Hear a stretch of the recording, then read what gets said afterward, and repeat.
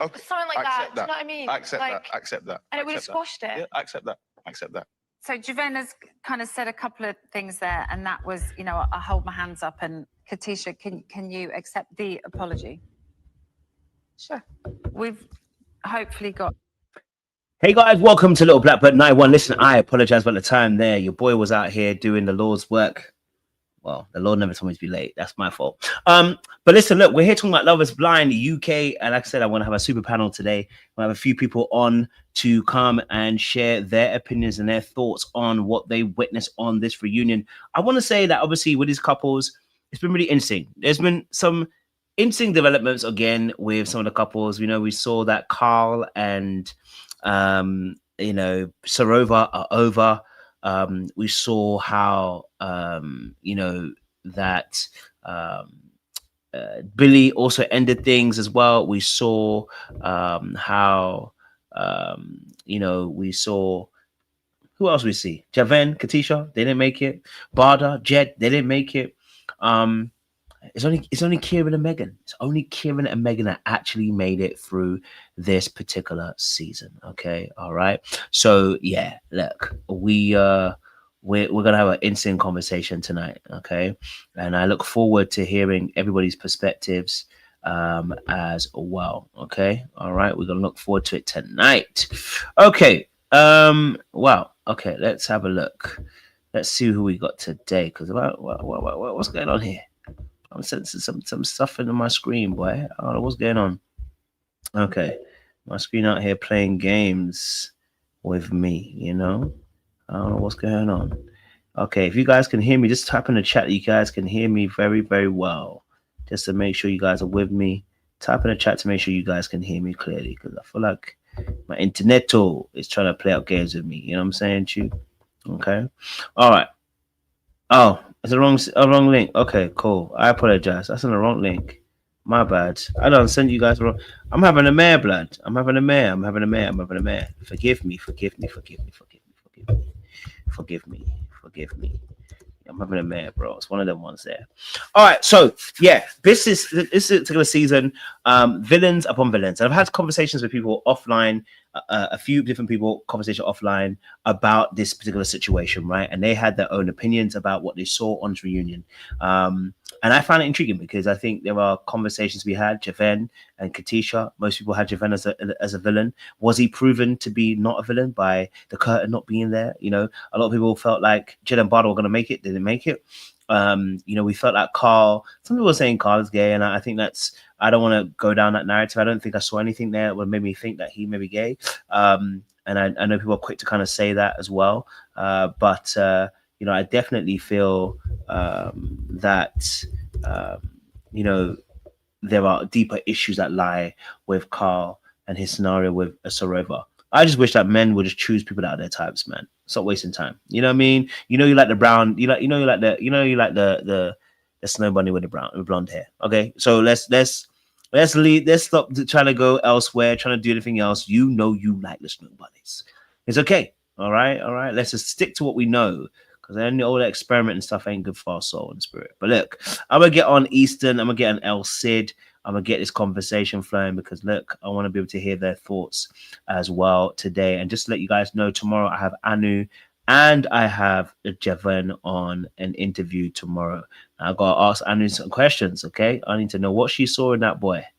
All right, so we're going to get that conversation flowing. But let me get Eastern. Let me get my people, them, El Cid, to have this conversation today. Look, gang, I want to know, man, this reunion, did it deliver what you felt like it should have delivered overall? Do we feel like this reunion overall actually delivered what it was supposed to deliver? What's your perspective on this? I will get Easton first. Easton, do you feel like it delivered what it needed to deliver on this particular season, this reunion? In terms of drama, strictly drama, it hit every mark that you wanted. It had the amount of individuals and couples that didn't end up making it through. You did have a couple that did make it through who was a fan favorite. You did have a little bit of like acknowledgement of the juicy details with Patrick and the child, a little bit of an acknowledgement of that. And you also had a little bit of a teaser in terms of the relationships and why they broke up, because with Cal and Sorova and Megan and Army Dude, you get to see a little bit of it. I wish they would have let Cal and the Army Dude speak a little bit more, just so you could see their perspective, but it hit all the marks for me. Elsie? The Army Dude is named Billy. Okay. Shout out to Billy. I miss you, Okay. Sid. How we doing? We're doing well, but I don't have to correct a gentleman how to address another gentleman, okay? Oh, gracious. What's your thoughts, Elsie? How did you see it, man, this reunion? I think I like this host and hostess. They did have more biting questions. They had more follow-up questions than, I hate to say, the Lachey's of the US version. It's like, this host and hostess does not have to ask anyone if they're having babies, because people come with babies in the audience. Okay. I just think that a lot of people should have said no at the altar, but we're afraid to say no. And I think I'm kind of seeing a pattern of people hesitating to say no, not just in Love is Blind, but other areas of their life. And if y'all listening to Kojo on TikTok, he knows what I'm talking about. People just can't say no and stand in it. It's not easy for them. Yeah, absolutely. Tell no lies.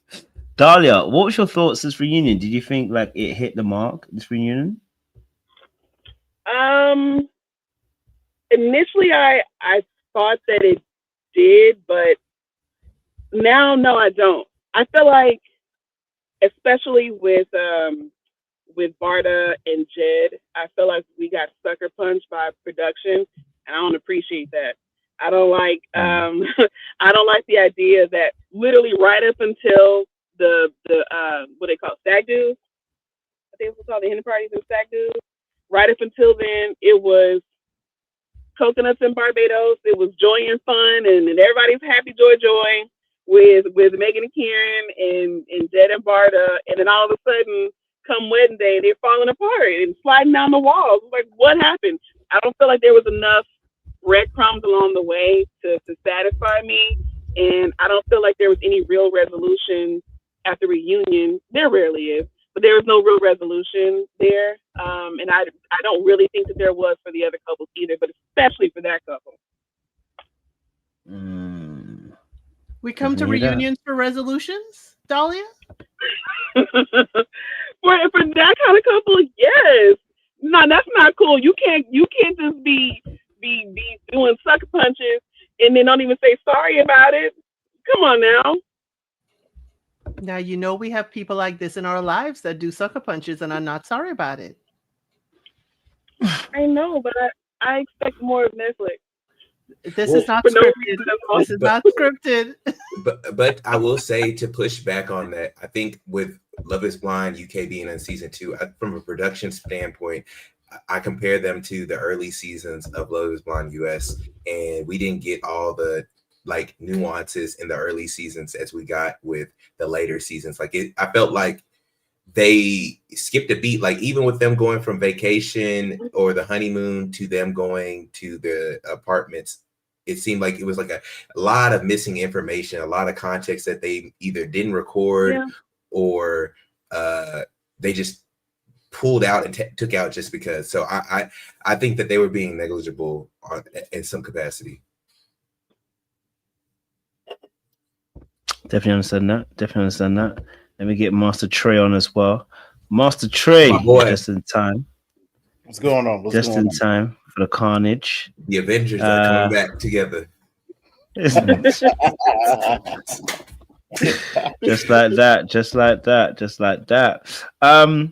Trey, what was your thoughts here then? Like in regards to, in regards to this scenario, this situation, we got to see this reunion. Did you think the reunion hit all the points that it needed to hit? It told me pretty much what I already thought of a lot of the couples already. But did it really hit? Not really. It was comical because I was laughing. I was making up.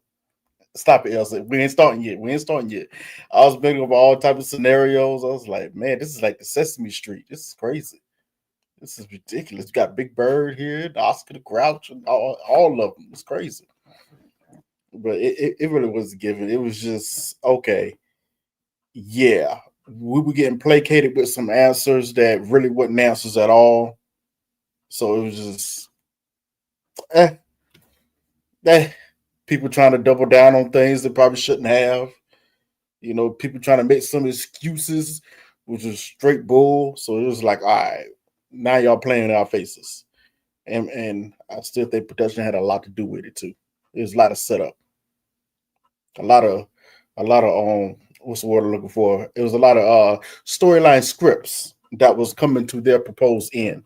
And I was like, okay.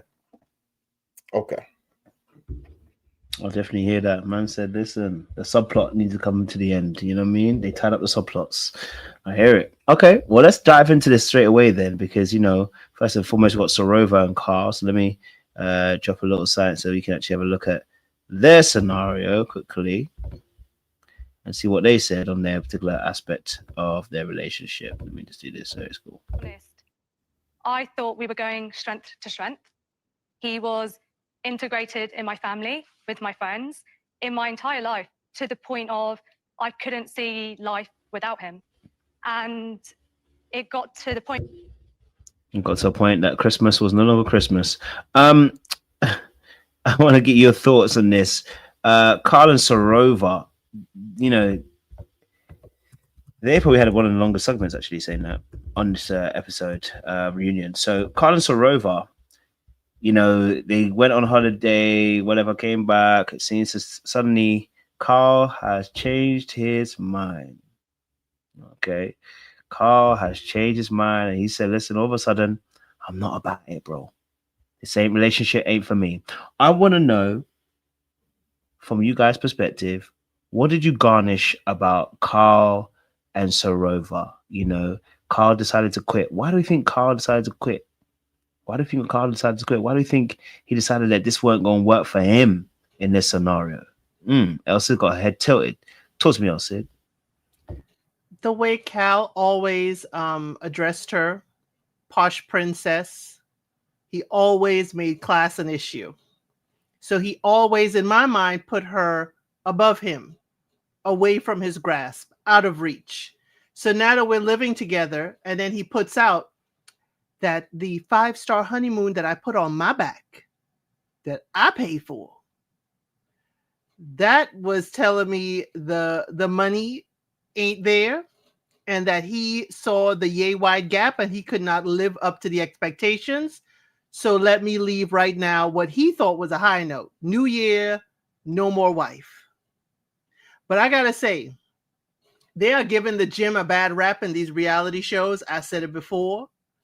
I think that Cal owned the gym. Billy was in there working out because he just had his unseasoned mints. And they hooked up and decided they were going to end their marriages at the same time. Meanwhile, we saw what happened in Madison, Chicago. That Madison and David, the gym done ended that marriage. I'm like, I'm watching these gyms here. I done told Mr. L. Sid, you need to tone down on going to the gym. The gym on these reality shows is the catalyst for these people cooking up, ending their marriages. I'm sorry. It is just too much. Just too much. And as I said, Cal was not at reunion. We saw Kaleem. Okay? We saw Kaleem at the reunion. Who his brother was talking about? That's who we saw. The full, like, he ain't gonna last, he ain't gonna commit, he gonna run at a track star. We saw Kaleem.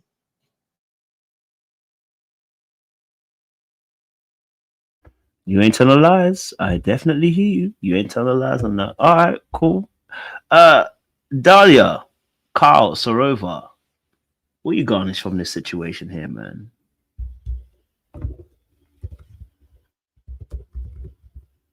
Oh, yeah, life just took her out. Trey or Easton, who wants to go? Who's feeling it? Who's feeling to take that dip? Yeah, Trey wants to go. Okay, Trey, go for it. You know, I said this Monday with Miss Elsie and the crew. I said, Sorova was the only one I actually felt sorry for, because I think she was one of the few that was actually in this, for at least for some of the right reasons. A little naive, a little just maybe a smudge delusional at some point. Like, come on now. Kyle was giving you a few hints that he really wasn't in this all the way. But you kept gun ho. And then on that reunion, I was like, the way she was talking, it almost seemed like if Kyle would have said, hey, I want to give it one more shot, she would have said yes. Because her mom had to stop her a few times. Like, stop. Nope. We ain't going down that path. No, daughter, no. But Elsa is right. We saw Colleen. I said this the other day. This was the whitest I ever seen this man, visually and how he acted. This was crazy. We met Colleen. I was like, wow, who's this guy? We don't know this guy. This is new. We never met him. But his brother turned out to be right the entire time. That's why it's important, like when we meet some of these family members and these families and they say certain things, it's usually a clue of how things are going to go. His brother said it right there to Deb in that kitchen. Bro, you've never committed to anybody. Ever. He's like, I hope this is different now. I hope, but I don't see it. He said it back then. I just wish he would have said it to Sorova out loud. But, it's how the cookie crumbles.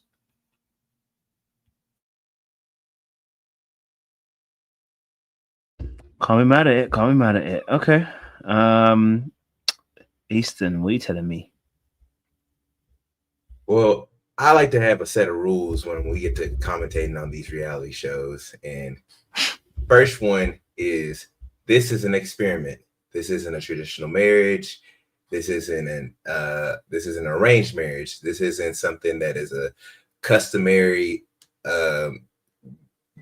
conjoinment of families. This is an experiment. And so I like to look at it from that lens.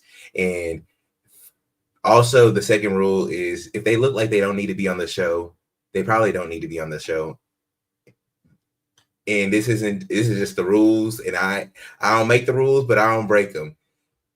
Cal was very adamant in the post talking of the rule, like he's not meant to be with anybody. Basically, it seemed like he wanted to be polygamous, like he wanted to, kind of Nick Cannon this thing up, and that told me a lot about kind of Cal. It seemed to me as if he wasn't ready to settle down. I don't think that Cal was ready to settle down. It could have been Sorova was the perfect woman.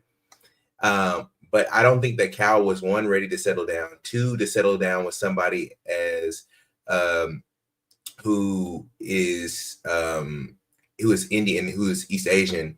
I don't think that was going to work out. I think he likes another complexion, but hey, neither here nor there. I'm not going to make those assumptions. And then my last bit is I didn't really care for the host, because I really wanted to hear Cal's like reasoning. Like he was starting to get into it, and then they made it a girl power, like we gonna stand up and roar moment. And I'm like, I get it. I know that these women were stood up on the altar, but honestly, you're damned if you do, you're damned if you don't. If you say no at the altar, you're like Clay, and everybody is on them how you did AD. If you say yes and then you really don't want to, then you're gonna get treated like Cal and Billy. If you say no beforehand, you're gonna be treated like Ramses and Marissa. So you damned if you do, you're damned if you don't in this thing. And instead of it being like this like girl power moment, I think we could have got a lot more from Billy and Cal, and they probably would have hung themselves a little bit more from a psychological standpoint. We would have got a little bit more context by why they made the decision, if we could have just got to that point. But it was too much about, hey, they stood us up there, but we're still strong and everything like that. But that's where I'm going to land the plane. I'll hear you strong. Dahlia. Oh, Sorova. I know we didn't get to hear you because I think it cut off early on. Yeah, Yeah. Okay. We're gonna try this again. Okay, so I have a few conspiracy theories about this season that I'm running with. One of them is about Cal. I believe, because Cal mentioned this in the past, that he has two brothers, right? I think the one that we saw who was giving all that excellent advice, I think he was the brother who was a drug addict that Cal mentioned and then cleaned his life up and got married and like he's Gucci now. I think that's the brother. And the reason why I think that is because from what I gather and from what I see in my own personal life, former addicts are like radically honest. Just like, I'm gonna give you 100% truth. It's gonna be uncut, and you're gonna have to deal with it. And I think that brother, he's like, I'm gonna give it to you straight, no chaser. He's been consistently like that all the way through to the reunion, which I appreciate. I think that Cal admires his brothers. I think he wanted what they have, but he didn't actually stop to think about what that actually looks like and what that would mean for him personally. I wrote a comment on the video that you did about this couple specifically, and I said that there are some people who I think they are on a journey of like self exploration and discovery and all that good stuff.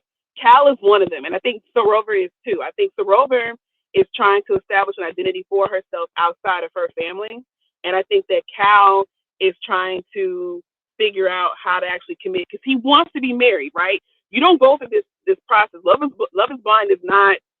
That's not like, let me just sign up for, I don't know.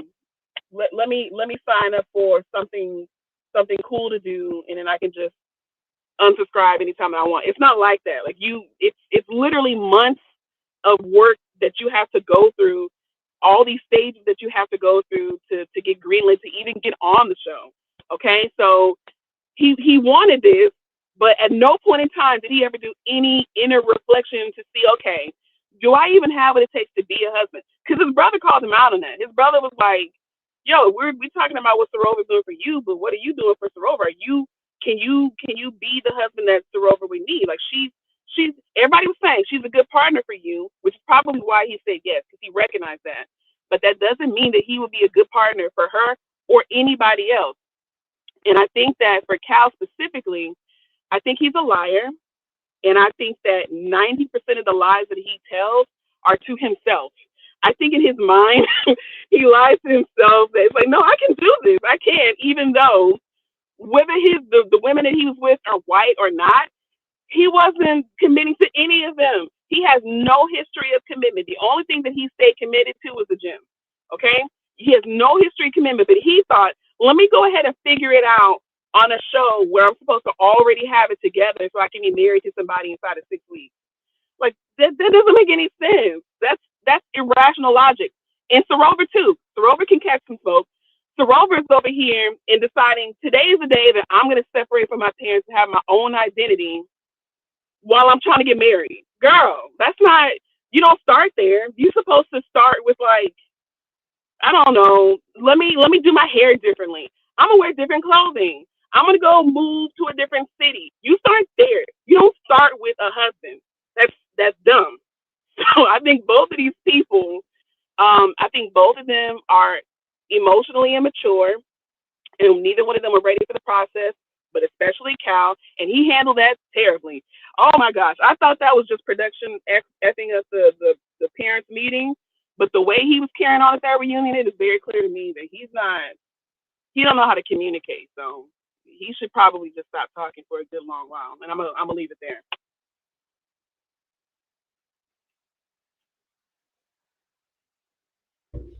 Thank you very much, Dahlia. I appreciate it. I hear you.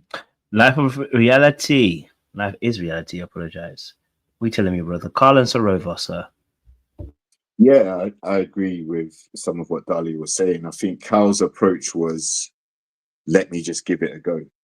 Whereas Sorova was kind of more set on wanting to get married and make it last. Cal was having his own experiment inside the experiment.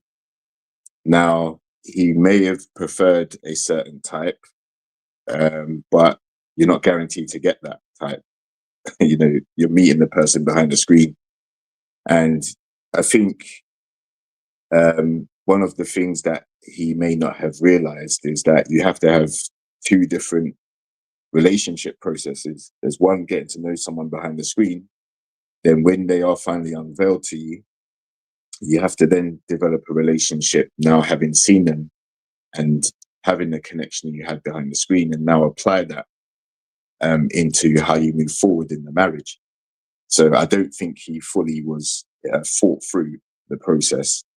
I don't think he was ready for it because he hadn't thought it through. And then after a few months together, couple of trips, and you know, doing life together for that brief period of time, he realized he ain't cut out for it, and he probably never was cut out for it in the first place.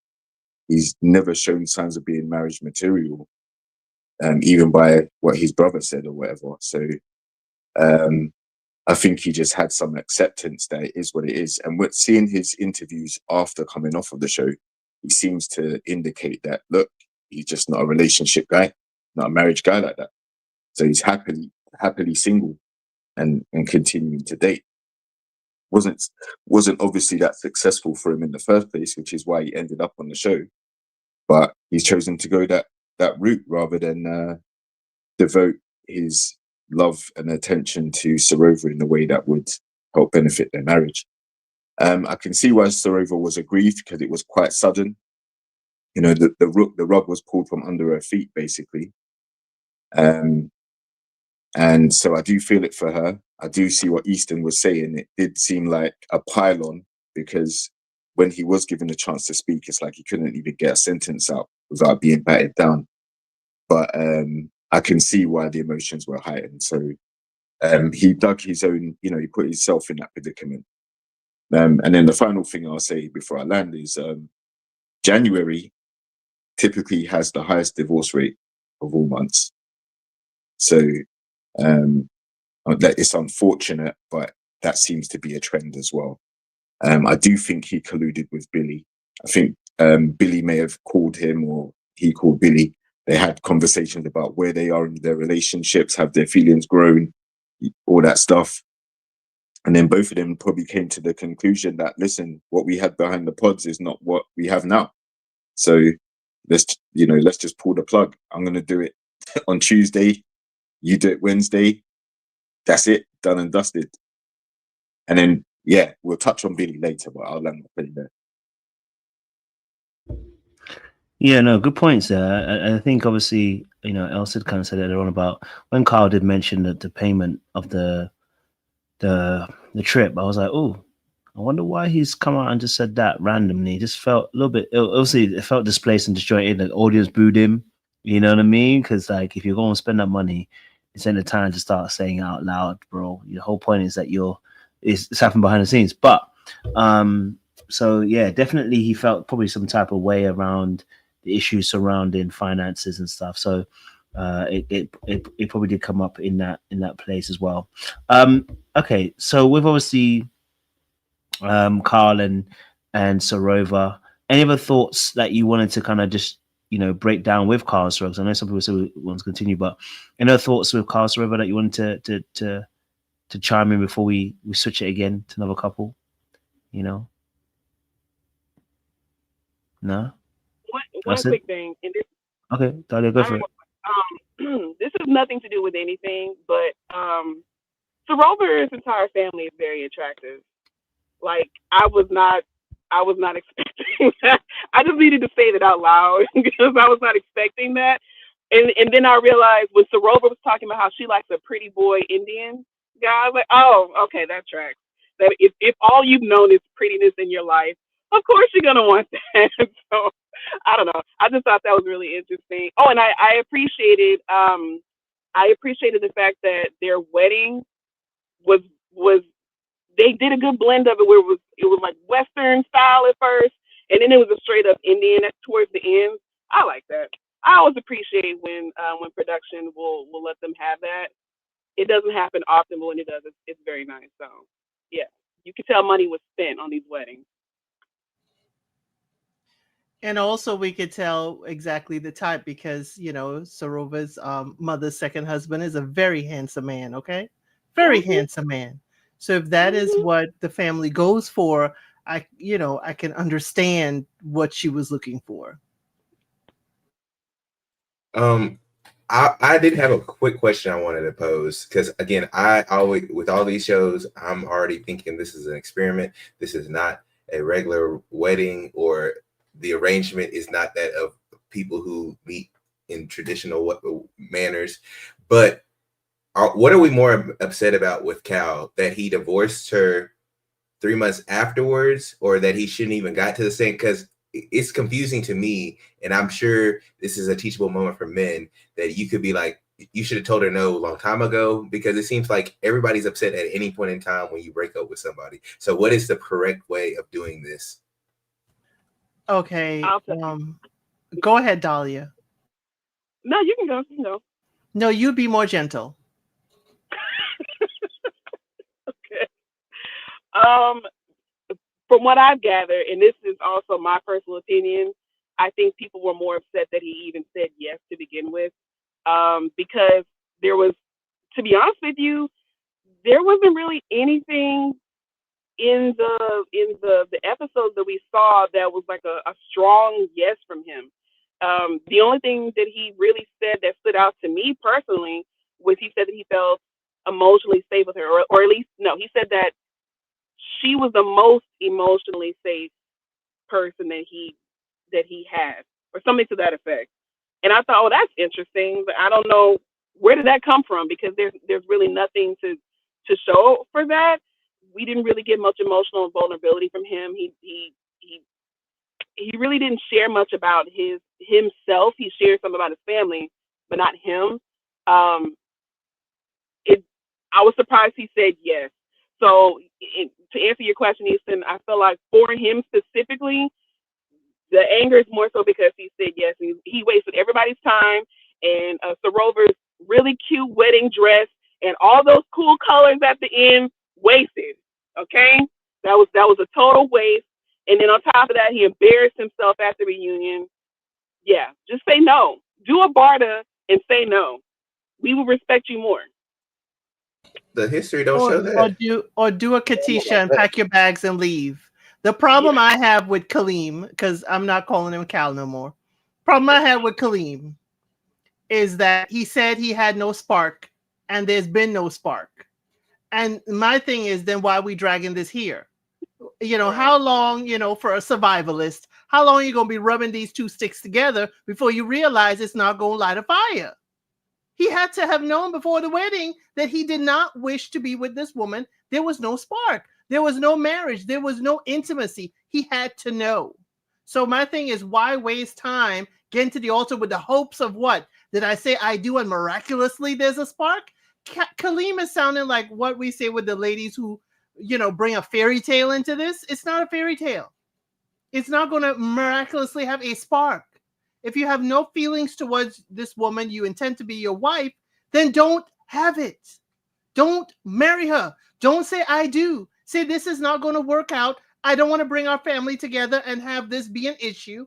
Can we just dissolve this right now? That's easier than to go all the way 3 months and then spend for a 5-star honeymoon that I now get to hear about. It's best that you should have gone home and not even had a wedding. Let's be for real. He's probably going to get cooked out of the way. If he would have ended it early, if he would have ended it late.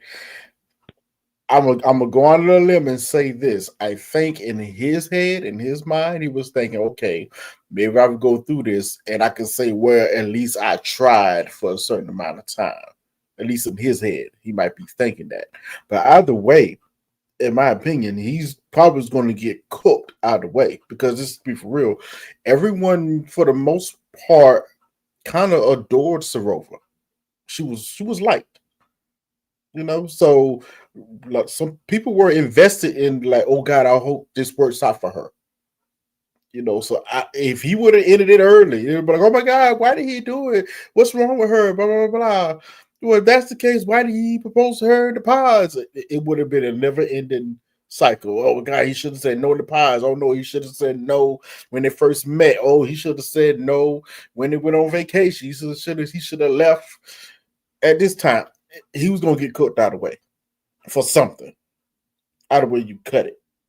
But in his mind, he probably was like, yeah, I'm gonna give this a try. At least I can say that I gave it a try.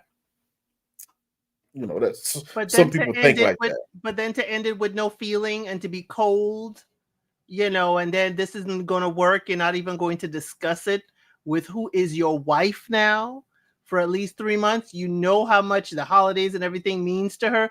You know this about this woman. So it's kind of like the roller coaster effect. He took her up, up, up, up, up, and then she didn't know that there was a drop down. She did not know she was on a roller coaster with him. So again, you know, that's my problem with him. He did not even, as far as we know, discuss it with her, try to work it out, seek some kind of counseling, therapy, something. We don't know, but it doesn't seem like he tried that. It's like, I tried, I'm here. Let me end this way before the reunion so people don't think we just got divorced right before the reunion. I'm also going to push back against the idea that he would have gotten cooked either way. I don't think that's true, because we've had multiple people at this point now, not just on the UK side, but on the other franchises, where both the guys and the girls said no. And at this point now, we don't even remember people's names. I couldn't tell you anybody's name past this season. I don't care that much. I don't think most people actually do. Now I will say, because I can see Easton about to. I already see you about to power up here. I will say, when reunion time hits, it is normally a men bashing fest. That's typically how it goes. And I do wish that people would just let guys say their piece, because what ends up happening is, if you feed people answers and they can feel the energy in the room shift, they're just gonna say whatever they need to say to get you off their back, and we don't really know how they actually feel in the moment. But to circle back to what Trey was talking about as far as cooking, the whole point of the show is that this is probably the only time where you're actually safe to say no, and it's not that big of a deal. I mean, not to say that it's not a big deal, but it's not in a normal marriage scenario. By the time you get to the altar, it's a done deal. You've already said yes so many times along the way. You don't really have the ability to say no once you're at the altar. People say you do, but you really don't. But on a show like this, you do. Like, you've only known each other for 6 weeks. People understand that's not a lot of time. And if you actually look at the percentages of couples who have gotten together and then made their way to the altar and said no, that's what, like 90% of them. So you actually do have room to do that with less of a backlash. And because he hadn't actually been too much of an a-hole up to that point, I don't think people would have given him that much grief about it. They would have a Billy. But him? Kenneth and the teacher from when he was with the Dolphins. Kenneth was an a-hole. He was respectful. No, he was not. Yes, he was. What are you talking about? He didn't. No, he was not. He didn't mistreat her. He didn't mistreat her. He told her like multiple times. He told her off camera. He told her off camera. He told her on camera. Everybody called him everything other than a child of God. Even, questions his sexuality. Again, we can go through the list. You can go with Clay. You can go. No, I wanted that one. I wanted that one. I wanted that one. No, you can go, Trey. You can take the that. Same thing happened. That's why I said it wouldn't have mattered. You're going to get cooked. Clay did the same thing, but he did the correct thing by saying no. And everyone agreed that, yes, he did the right thing by saying no, but he still got cooked for it. Freddie didn't. Oh, thank you. Well, maybe you can. This is a day. That's a little misleading, because it's a man that said no, didn't get cooked. He was like, oh no, he got cooked afterwards. Now you're moving the finish line. Now you he got cooked afterwards. Well, he got cooked afterwards. Even Patrick on this season got cooked initially for saying no to Annie. before they even knew about his child, that man was already cooked. Cook him. He was Exactly. No, he wasn't cooked for saying no to Anu. He was getting cooked for telling Anu to perform like she's his personal pet. That's why we were cooking him. Apart from the spleen, it's this woman is not here to perform for you. That's Sir. still cooking. You still cooking them for something. Oh, I get it. My question was only posed as like, I don't understand what the if everybody's gonna look at it from a lens of this is a traditional marriage or this we're gonna have like traditional lens on this. Like, how is somebody supposed to bow out gracefully without getting killed, without getting reviews thrown on their business or their job call? Because you know that that's just how it is nowadays. And so I just wanted to know. It doesn't seem like we got to an answer, but it did seem like. You know what? I'll start a fight. I'll start a fight. Men are not allowed to say no. Oh, really? Yeah. wow. Oh, really? When we get cooked Wow. for. We're gonna get cooked for. Okay. I've okay. been through it myself. Okay. I've Would you been like to through be this. roasted or would you like to be skewered? Which one? You see, you're already trying to put me on the platter. Look at here. Look at here. Look at it. See? You Even said in you wanted a friendly platter. jokes. You said you wanted a platter. I'm trying to oblige you, Trey. You are leading yourself to a Look at it. platter, and I'm just Uh-oh. following. I'm Now following. I'm leading myself. You just said I want to be skewered, or did I want to be fried? Look at it. You want to fry me that? See what we're doing? See what I'm talking about? Even in fun, you're cooking me. Oh God, it's hot. Look at it. Woo. You're Can't wearing win for black. losing. You already wrapped up. I mean, I Ready look to cool go. in black, so you know, it's all for the ambiance. But nah, we gonna get cooked out of the way in some way, shape, or form. The only time I would give you this a little bit, Elsie, yes, Freddie wasn't completely cooked, but there was a reason for that. And you know what the reason was? Because we didn't like the other, what was that girl name? We didn't like her in the first place. No one did. Catherine, Exactly. Because he was abusive. Catherine. Yeah. wait a minute. Wait a minute now. This is my Wait a minute point. now. This Okay, is my go ahead. point. Go ahead. We didn't like her in the first place. This all matters of who the woman is. If she's likable, it won't matter what the dude does. We're gonna cook him in one some way, shape, or form. If she's unlikable, oh God, yes, he should have said no. He should have said no. God, it happens every time. I'm going to skewer you on this one. It doesn't happen with Love is Blind Argentina. It didn't happen with Brazil, and it didn't happen with Mexico. The men who said no were not skewered. You know It's a what? different You know audience. why? You know why? Because we're talking about Western society and how we handle things. See, now the goalposts change again. Now it's Western There the society. goalposts. You said There all they go. men. You said we get skewered again. You say all the time. Look, Different I didn't mean to audience. open up. I didn't mean to open up this can of Yes, you worms. did. Nah, Easton. you ain't gotta open it Claim up. I'm busting it open today. Claim I'm it. on a tear this week. Claim it, I'm on a Easton. tear this week. Let's talk about it. Let's go. No, Don't you know take what? it out the room, We gonna Easton. get No, photos on views tonight. We're not doing this. We're Views talking tonight. about getting skewered. Okay, well, what about the women getting called pygmies and getting called psychos and getting told that they're stalkers and all that crap? You guys, They're crazy. what? I need specific examples because Yeah, because I ain't hear that. Okay, I ain't hear none of okay. Oh, amnesia. I'm Wait a minute. gonna Oh, bring it on amnesia. Elsie because my memory is terrible. Elsie, do you remember that couple where at the reunion she was talking to her ex-fiance and saying that it was a cuties thing where she was talking to him about Zanab and Cole. Yes. Y'all cooked that man until the editors. And then what happened? And then what happened? Love is Blind came to his rescue. And what happened to what's her name? Zainab. What happened to her? They call her a psychopath. Then they ended up cooking her longer than they did to him. I didn't say she wasn't. I didn't say she wasn't. My argument though is you were talking about Ben getting cooked, and I'm saying the women do too. We were just on Hannah's head last season. Because were we not on her about her being abusive? The only way and for you to being get cooked psychotic? is if you're abusive. That's the only way y'all get cooked. It literally is in every show. Huda, Hannah, all of them gotta be David, Madison. You gotta be a little cuckoo in the head for the people to be like, oh God, we can't support her. That's it. You proved my point, Dahlia. You just proved so my now point. Okay. No, I'm saying you literally just proved my point. In each one of those situations, these are women that we have looked further and proved that, okay, there's something about her we didn't like. Something's off.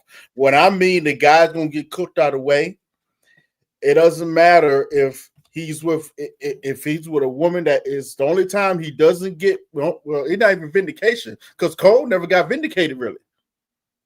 He never got vindicated. No. Yes, he did. Yes, he did. Yes, he did. No, his life was never the same. That boy was a shell of himself at that reunion, and he never got vindicated. He lost all the friends from the show because they were all supportive of Zanab, and then when never got an apology.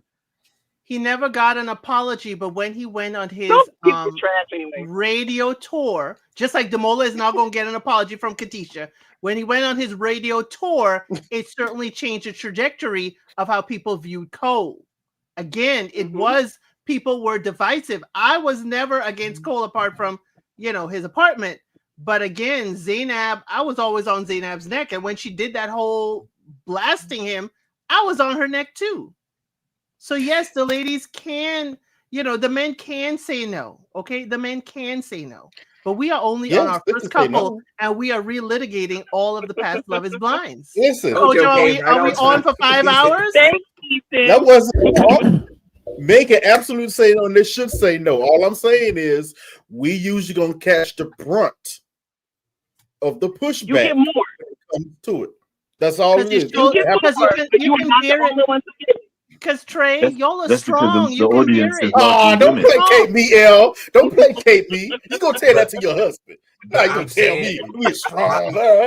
Get out of here. My last little bit, and we can go to the next couple. Is I think that there's been enough seasons and enough syndication of this show to definitely influence, or at least I won't say manipulate because it's on their own fruition, but they know it. The guys know if they go into the show and the girl is seemingly perfect or is good by all merits and standards, if you don't say yes and you haven't got a good reason, you're gonna get killed. So I would think that would make me maybe influence Cal and Billy to probably say yes, even if they wanted to say no or they had some hesitation. This is the most I've seen the guys say, I'm a little bit hesitant or I'm not 100% sure, and them guys still said yes, and we all knew that they should have said no. That's all I'm saying.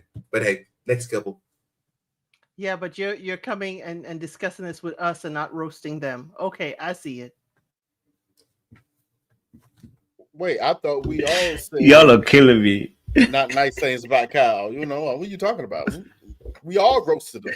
I'm just saying. We joining in the roast, but we roasted him. That man, look, he had bangs. I feel like he just didn't like Sorova. There's a lot of stuff, obvious red flags to me, but we'll just move on to the next couple. All right. I love you guys' articulations. Let's move on to the next couple. Obviously, let's get to them because obviously, there was another, I guess, twin flame with this one. We have Billy and Ashley. They were strong with it in terms of their scenario and situation. And we're going to play a little bit of a clip just so you guys can refresh your memories. Okay. The job was an issue. We also saw from a different angle that even food shopping was difficult at times. And Billy, you kind of put your hands up and said, I'm used to a really regimented way of life and I have a routine. Okay. Billy and Ashley. These people couldn't get themselves straight with food. Ashley was seemingly accountable. She did say that she had to be accountable for the fact that she chose this man and decided to go past everything, So shout out to her. I think she's probably one of the first women I've ever heard, and probably mad as well, actually said they're accountable. Am I lying, Elsa? You turning your head, but she's probably one of the first women we've ever heard on any of these kind of reality TV shows that has come out and said, let me be accountable for the choices I've made. I can't remember the last person who actually said that. Can you, Elsa? Love Is Blind Seattle.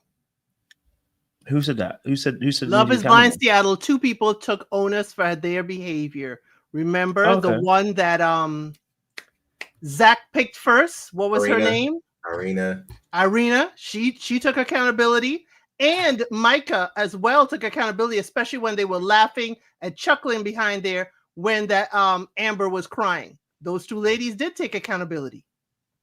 After being slammed. No, that's because of the heat they got. It's slightly different. Yeah, it's slightly different. They got slammed.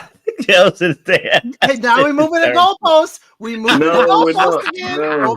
Okay. They were terrible. They were both dreadful. They got heat. They were terrible, and they took accountability at the reunion. Again, y'all are changing. Y'all are changing the apples to oranges. I see. We're not. My bad. They had to apologize because they behaved so badly that they had to try and stay face. Now it's a had to. Okay, y'all didn't say they had to apologize. My bad. They were calling Irina all kinds of shreks and everything. That's the only reason why they apologize. Mentally they couldn't take what they were getting from the audience, the reaction. So let me focus it back on Billy and Ashley. My bad. I joined you guys in the madness as well. Okay, so in this scenario, Billy and Ashley, what happened here? What do you feel like has gone on here? Because obviously Ashley feels blind. I won't say blindsided. She felt hurt because she felt like he didn't fight hard enough. He's like, you know what? It weren't gonna work. I want to know what you guys' thought processes were on this scenario, this situation. How did you see it? What did you deduce? What did you get from this particular couple with Billy and Ashley? Who's willing to jump on that bandwagon first? Yes, Easton, go for it. He said he's ready. Look, it was all, in my opinion, it was all Billy's fault. That man was over here lying through his teeth the whole time. Now, I understand that he lied to himself and he lied to her in the sense that he knew that these things were non-negotiables and that he had questions and concerns with how he's going to be able to be flexible enough or fluid enough to acquiesce to her job, 2, her eating habits, 3, even just like her, I guess some of her quirks or different things that make her her. And he was lying to himself and he lied to her. And so I put a lion's share of the onus on Billy. And there is a little bit of responsibility that I put on Ashley just because her sisters was like, girl, don't do this. It seemed like they were like, we've seen you do this before. And so seeing somebody or seeing the family so adamant about her being a little bit more guarded or patient or cautious lets me know that this is something that is repetitive. And so if you're repetitive, you building up somebody in your head, this dream guy in your head, you willing to do whatever it takes to get to the altar and ultimately get him to marry you. It seemed like he always had, like, you had to initiate and kind of drive and pull this thing along. And it needs to be mutual. It don't need to be like one person doing all the heavy lifting in it. So that's what I felt like with their relationship. Thank you, Houston. Now for reality, you ready? Yeah, I agree with that. Like, listen, it seemed like Billy, the reason why I think he has to take full accountability is because he knows how rigid he is. He knew that things like the supermarket trip, seeing the cakes, that troubled him more than a normal person would react. Like, he started kind of guilt tripping her into not buying it. And he saw how happy she was at that moment when she was like, yo, this is my food heaven or whatever she said. And he was just like, nah. Right. And then the other thing was, the whole thing about being 50-50. They hadn't even had any arguments or disputes at that point. And he was like, nah, I'm 50-50. Then the day before the wedding, he's out with the guys and he says, listen, if the wedding was to happen today, the answer would be a no. So he knew all of this going in about it. And he never shared that with Ashley. So that's why she got blindsided. And he knew what he was feeling. He knew he was umming and ahhing about it. He still chose to go ahead and get married. And his answer of, if there's, I'm going to take a chance on love every time. Billy, you might have wanted to love her. You didn't love her, bro. Like, he was the first person in the pods to start saying that I love you. Right? And then he was also the first person to start wavering in his feelings. So he knew that he was conflicted. So that's why he should have said no, and he should have let her down gently well before all the fanfare. I think he only said yes because it was in front of friends, family, and everything, in front of the cameras.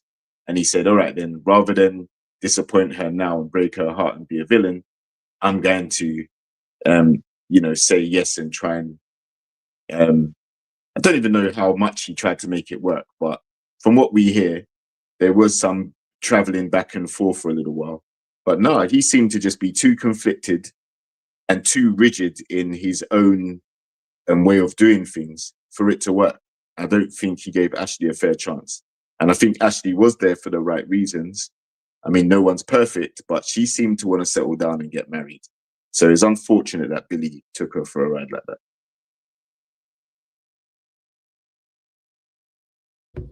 Thank you very much.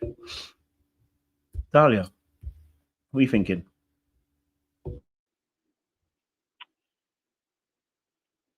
I like what you said, JR, about Billy wanting to love Ashley but not actually loving her. I think that's perfect. I think that's exactly what was happening here.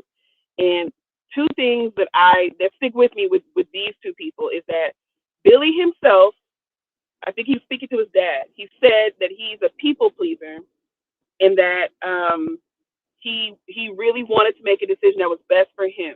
And when he said that, I thought, oh, he's going to say no then, because everything that he said and done up to that point has indicated that he's not sold on her.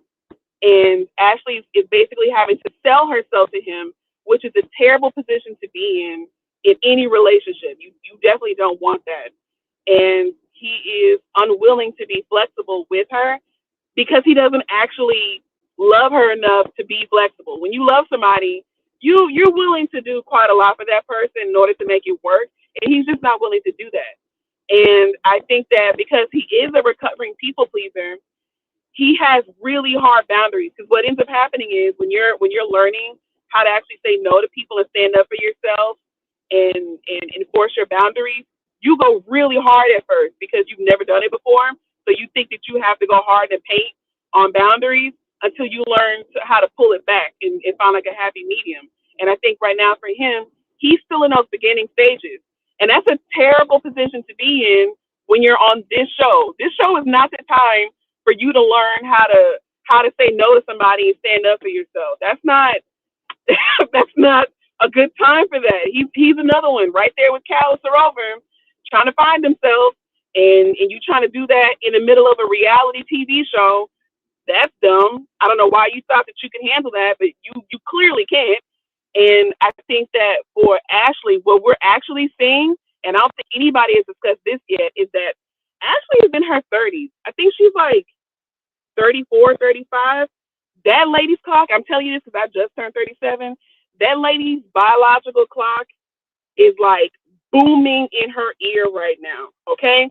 I'm telling you, like think of the movie Inception. You remember how when they be in the dream world, those horns, that Hans Zimmerman soundtrack was going? That's what her biological clock sounds like right now. Tell me, you can't tell me what I know. I know personally, okay? It's in my ear. So I understand her, and I feel like the level of desperation and anxiety that she's giving to this whole relationship is from that.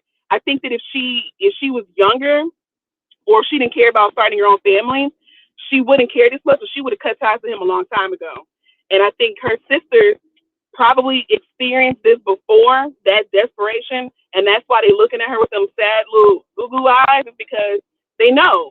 And I feel very bad for her because she would stick with the man who don't really want her if he would say yes to her, and she would take somebody who's not all the way in it with her like she wants to be. And I wonder if she would actually pick Billy if she didn't feel that level of desperation to have a family. That's my takeaway from this whole thing. So can we say that she would, if she had a baby, she'd trapped him? Oh, yeah. Ooh. She definitely got baby rabies. Because she could, if she had a kid with him, would she have been trapping him? You know? He would probably say that, even though his mouth was saying yes, his heart was saying no, but I bet you he probably would say something like that, feeling pressured that now he's hooked up with this woman that he don't want. He got a baby with her, and he's gonna be stuck with her forever. He would probably say something like that. Yes, Elsid. I'm sorry. Is she having that baby without his contribution?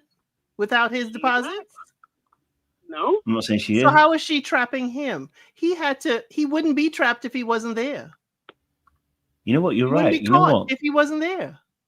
You're absolutely right. He needs to handle his own birth control. You're absolutely right. So any lady out there who said they felt trapped by any man that's impregnated them on purpose, knowing that they had no intention to stay with them, they ain't You trapping should me, have bro. You keep your legs closed. I hear it. That was what I'm saying to you. So I'm backing your point. Nobody gets trapped. Nobody should say they got trapped because nobody got trapped. Don't say trap. You could say consequences to actions, but I don't like the word trapped. You're acting like if you did not have, you weren't a participant in anything. Had a fruitful life lined up, but unfortunately, dang. No, we're not talking about Patrick, Dammy J. We were just talking in general. Kojo just wanted to throw some flames. Sorry, how about Trey? What are you saying? Thank you, darling, for that. That's good. I actually got it 65-35, more towards Billy. This is a weird couple. There's a reason why I have it a little bit for Ashley. It's some of her fault, but that's also why she took accountability. So that's why I'm like, we can probably watch that out. All of this, I love you. We knew what the issue was from the get-go, and it was always the issue all the way to the end. He had an issue with her career. Point blank, and it's simple. From get-go, from jump, he said this, made it clear, almost broke it off with her until she convinced him that her career wouldn't be an issue. She was willing to change it. Now, this is where my 35% comes in. I never believed her when she said, I'm willing to change my career for you. I never believed it. And I said this before. Billy's the type of person, I hear what you're saying, but I'm going to be watching to see if you're actually going to prove what you said. He's that type of guy. Like, you said you was okay, I'm going to look for a different career, or I'm going to switch careers to whatever, which I think she said ground crew, whatnot. Okay. He's the type of dude, all right, well then if you do that, then we probably work. He's going to sit back and be like, okay, are you going to at least take some of the steps towards changing that? I'm just saying, that's how some people are. If you say you're going to do something, and then I'm watching you not even taking the steps to do it, how am I supposed to conclude that? Okay. But like I said, I never believed her when she said that she was going to change her careers. Honestly, I never thought she should have said that from Jump Street. Why are you saying that you're going to change your life for this man that you barely know? I understand you want to make sacrifices for your potential future family. That's cool. But like, you just met this guy. And the moment he had an issue with your career, I don't date cabin crew, I can't date cabin crew, she immediately like, oh no, it won't be an issue. You know, I'm willing to change that, make it work, blah, blah, blah, blah. Yeah, you can roll your eyes out, but that's what she said. She said it. You ain't making it up. That's what she said. My only thing was, and this always bothered me throughout the whole season on this edited show, even on the reunion, no one asked Billy what really is his issue with cabin crew. No one asked it. Not even the host. Especially on the reunion, it's your time to ask. Billy, you've often said he got a problem with cabin crew. What is the issue really? Because he never said. He might have hinted here and there. Maybe it has something to do with his ex-wife. We don't know. We don't know anything. His father hinted the most when he said, don't let your past, determine your future, basically, from what happened in the past. But besides that, no one asked the question. In fact, this is my problem with this whole season, that it kept popping up. Why aren't people asking common sense questions to certain things? Like, and this is with multiple couples that we're probably going to talk about later. No one asked the main question you should be asking. It just glazed over it. Now, it could have been edited out, or it didn't look good for the storyline it was trying to tell. That's what I'm thinking about. But it was weird to me. I'm like, this man, he had an issue because he brought it up again during the reunion about her job. He had a serious issue with her career, a serious issue. And I thought it was kind of funny all of a sudden, now that, they're broken up. Oh, I'm glad I didn't quit my job. This is my career and I'm proud of it. That wasn't the game you was talking in the beginning. It wasn't. So that's the only reason why I gave her a little bit, 35% of this. But she admitted up to that, say I did make some decisions and that I have to be accountable for. So I went, But that was really my only question with Billy. Yes, he's very stringent. He's very regiment. I'm a regiment person. I've been in the military. I'm not as strict as he is. That's ridiculous.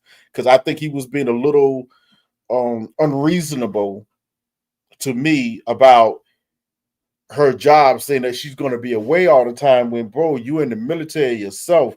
You could be called up. Now, granted, I understand he's on the tail end of his career, and he's probably in a job where he knows he's going to be home every day until till his career is over. He's probably gotten to that point. But still, you are in a job where you're going to be away yourself, or you could potentially be away yourself. I would think you would have the grace to, at least if you want to accept you for your career that has these rules and regulations that you might be away, you should be able, I think, to accept someone that could be in the same situation. I always thought that was very weird, but which led me to the question, okay, then wait a minute. I think he does understand that. So what is his issue specifically with her job? What is it? And no one ever asked that. So I always had an issue with it. Go ahead, El. Based on what he's saying, I think his issue is that she's going to be away when he is there. Billy screams to me, my father's side of the family is generational military. Billy screams to me that you're supposed to follow where my job leads me. It is the military. It is an honorable career. It is, the bread and butter. It is blah, blah, blah, blah, blah. But I know Kojo and Life is Reality did tell us that even in the UK, the military isn't revered like it is here in the US. So I'm kind of looking at Billy and like, your career in the military is also telling me, because, what we've learned from our UK folks is that career military, you have no other options on the outside for work.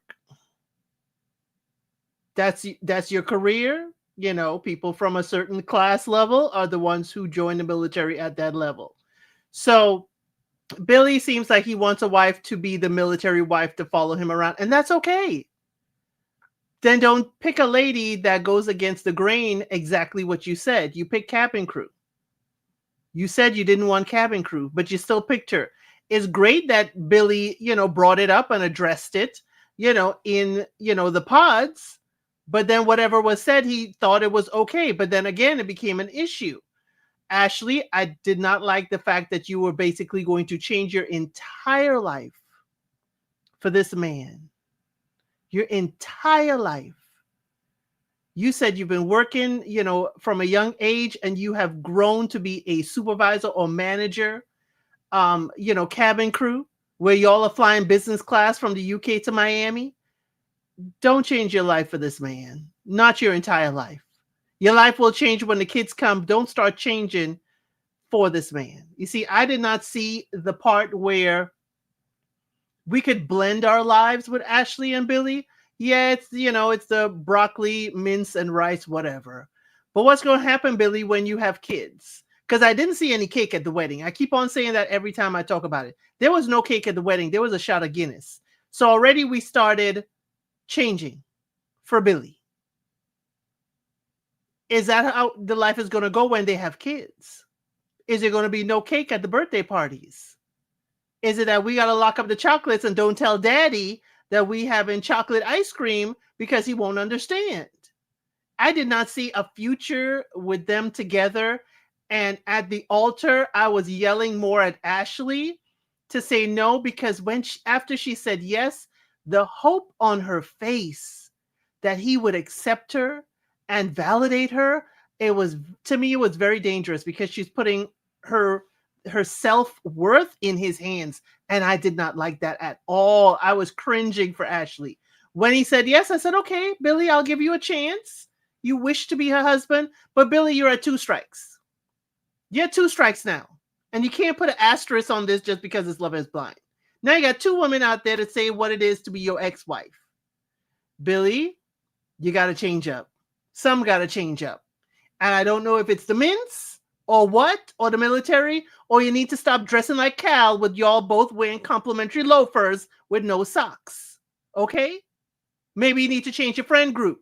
Kaleem ain't the one to be your friend to help, y'all coming together to end your marriages at the same time. That ain't it.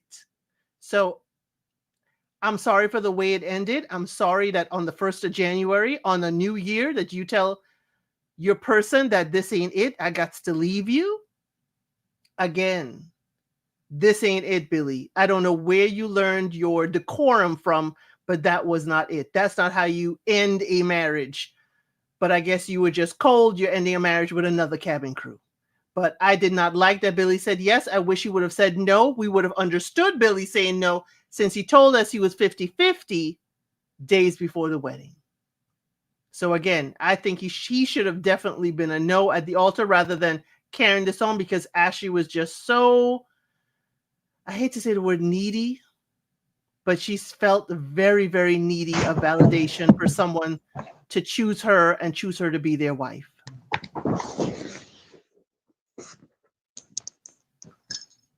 Okay, Dahlia.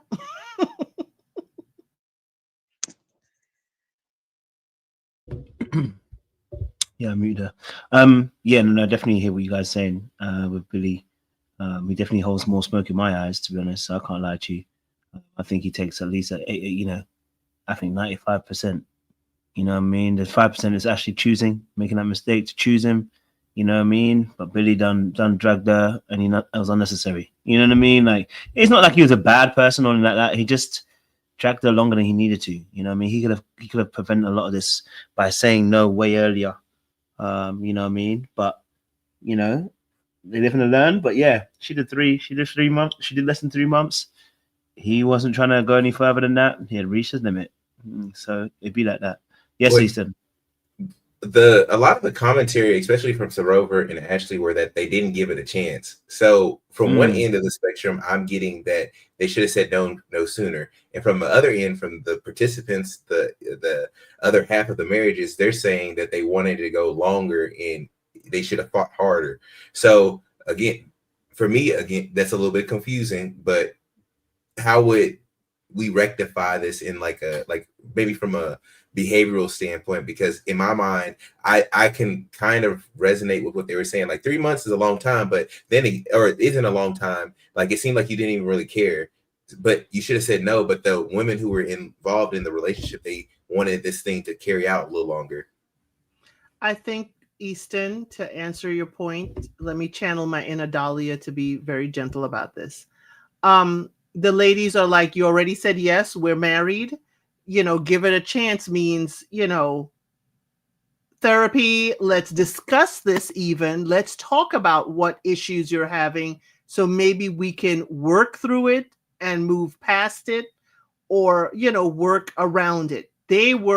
Ladies were saying they were blindsided. We on the outside, we don't know what's going on in the relationship. I'm just saying Billy should have been a no, since we heard he was 50-50 the day, a couple of days before the wedding. That's all I was basing it on, what he was saying. So out of his mouth. But I think that from the ladies' perspective, they didn't really do therapy, a conversation, that things aren't as wonderful as the ladies have in their head, that it's wonderful. And it may be that the ladies had blinders on. They were just so happy they did not realize that the men weren't as happy as they were. But then the guys got to speak up. So men, gentlemen, how do you speak up in your relationship when you are not as happy as the lady in your life? What? From what I see, you just got to suffer in silence and pray to God that things get better. That's basically what they're telling us. That's what They we're tell you told out suffer our in silence, lives. you pray. You say, That's Lord, what they please, tell us Lord. our lives. I refuse, though. I refuse. That's why I say go ahead and cut it. You're going to be the villain for a little bit until a certain point in time, and it may ease up. I had to go through it. I was right to go, but I suffered through there. Like, oh my God, what did you do? Why y'all assume I did something? We just didn't work. Because you were wearing all black and you had your shades on, Trey. They knew. Yeah, hey, it's Shady Trey this week. It's what you getting, okay? When I wear all white, it's Holy Trey. All right, we get it now. Okay, cool. Yeah, I think you raise an important point though, Elsid, and Easton as well. Like, when at how much time would these ladies have liked it to go on before they were satisfied that the marriage could be ended? Right? Because they both wanted it to continue. They both wanted their husbands to try harder and all of that. So, is there a time limit? No, there isn't.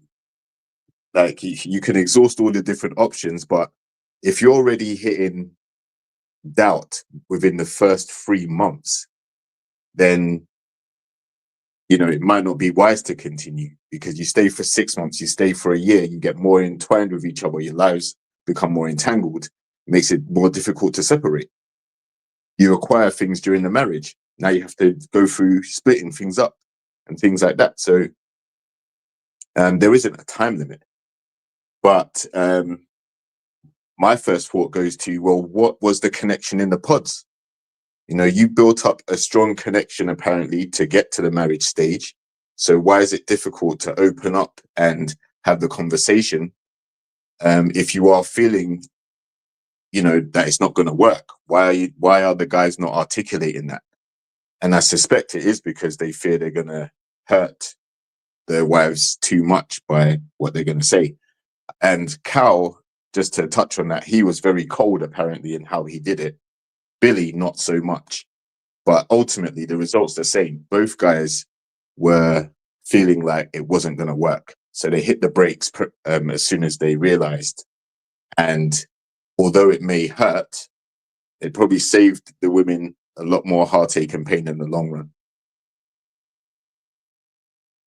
Listen, I might be on the island, but I'm still on the side of, I think Billy actually did like Ashley. He just didn't like her job. That was it. He just didn't like her job for whatever reason.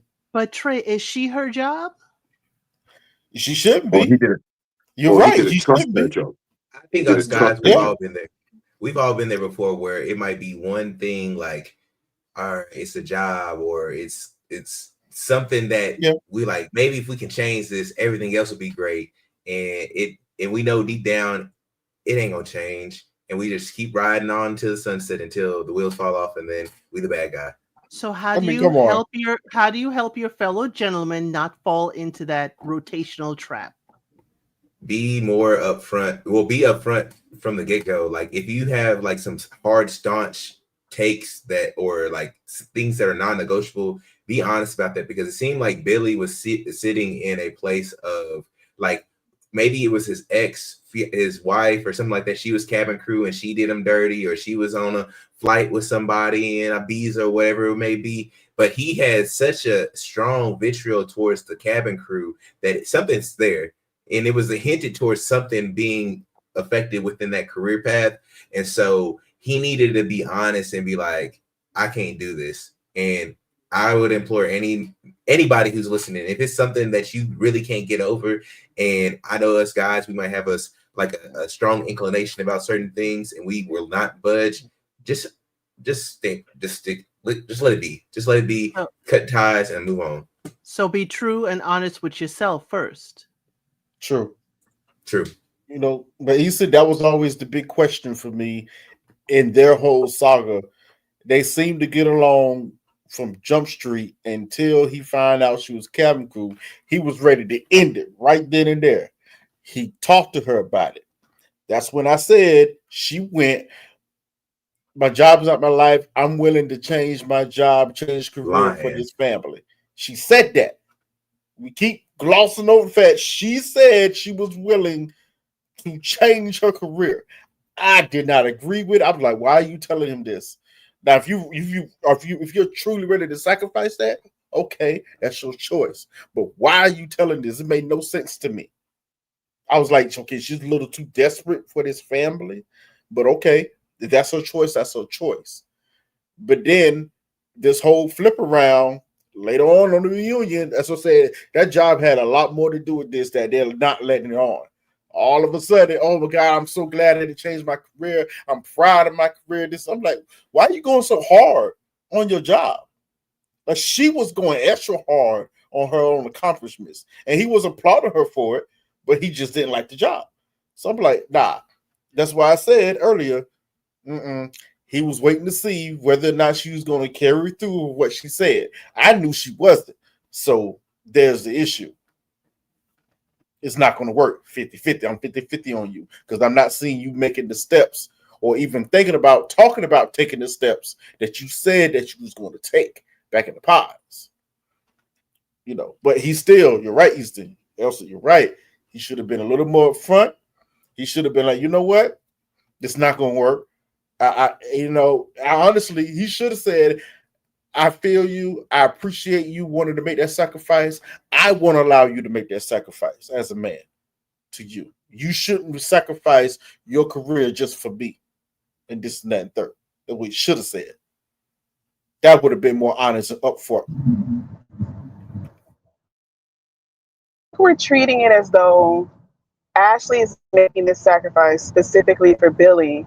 And I don't recall her saying that. From what I remember when they were in the pods, Ashley said that her job has ruined all of her relationships. And she knew going into this that she was going to have to make some changes if she wanted to get a partner, like a committed relationship. She knew that. That's why she said that all of the most of the relationships that she has are short term. It's specifically because of her job.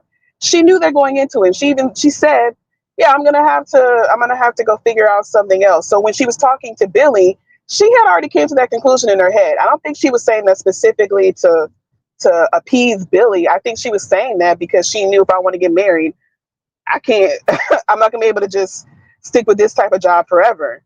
And I think that as far as Billy is concerned, I don't think that job is as big of a deal as he was trying to make it seem.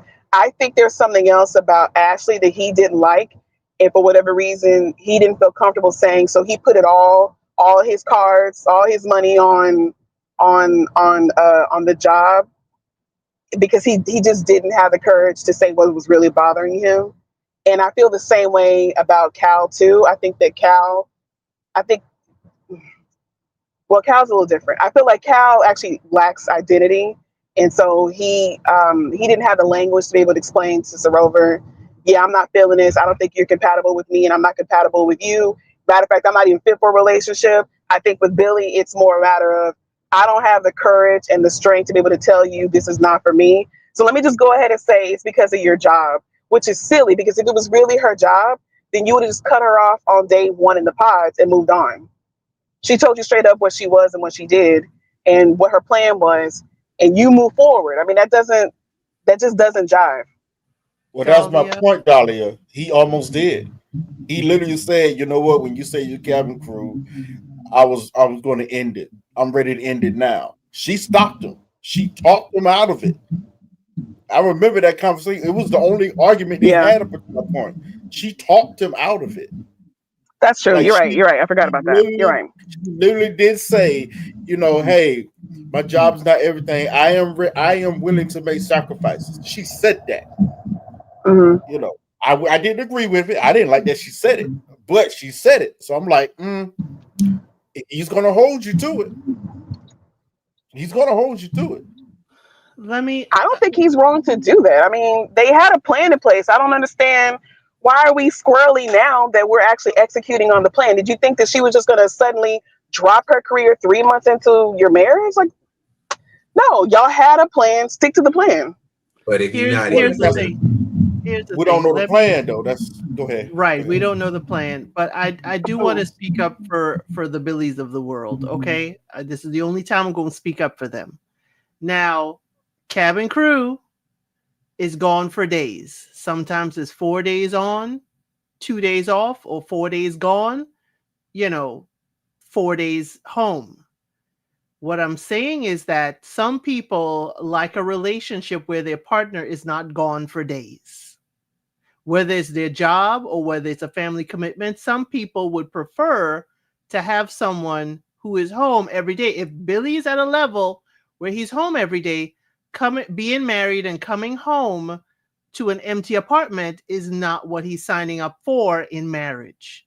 So there are some people who traveling with work for the spouse is not what they signed up for. So I'm not going to say he shouldn't have spoken up. He should have spoken up.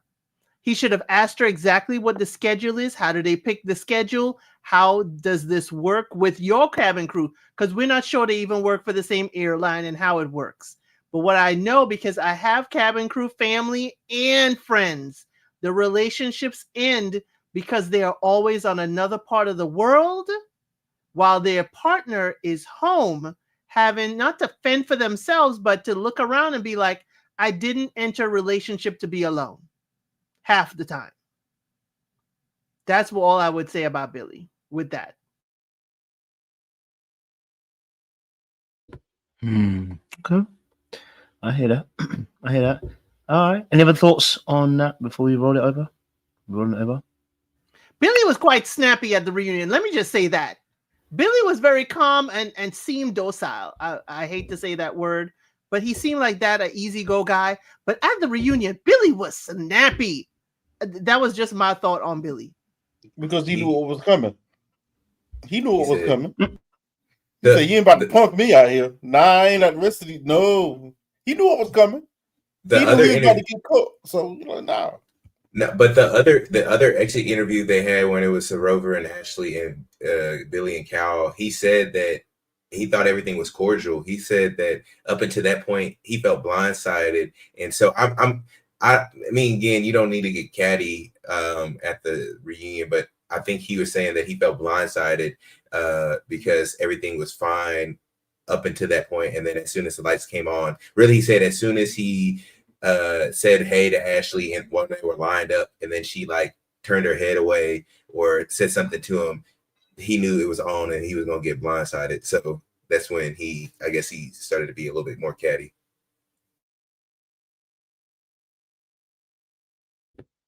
Any other thoughts? No? All right, let's spin the deck. Thank you very much, Ethan, Elsid, and Trey on that one. And Life of Reality. And Dahlia. All right, cool. Next one. Let me get a little clip up so you guys can see what it is. Okay. All right, Jeff and Barta.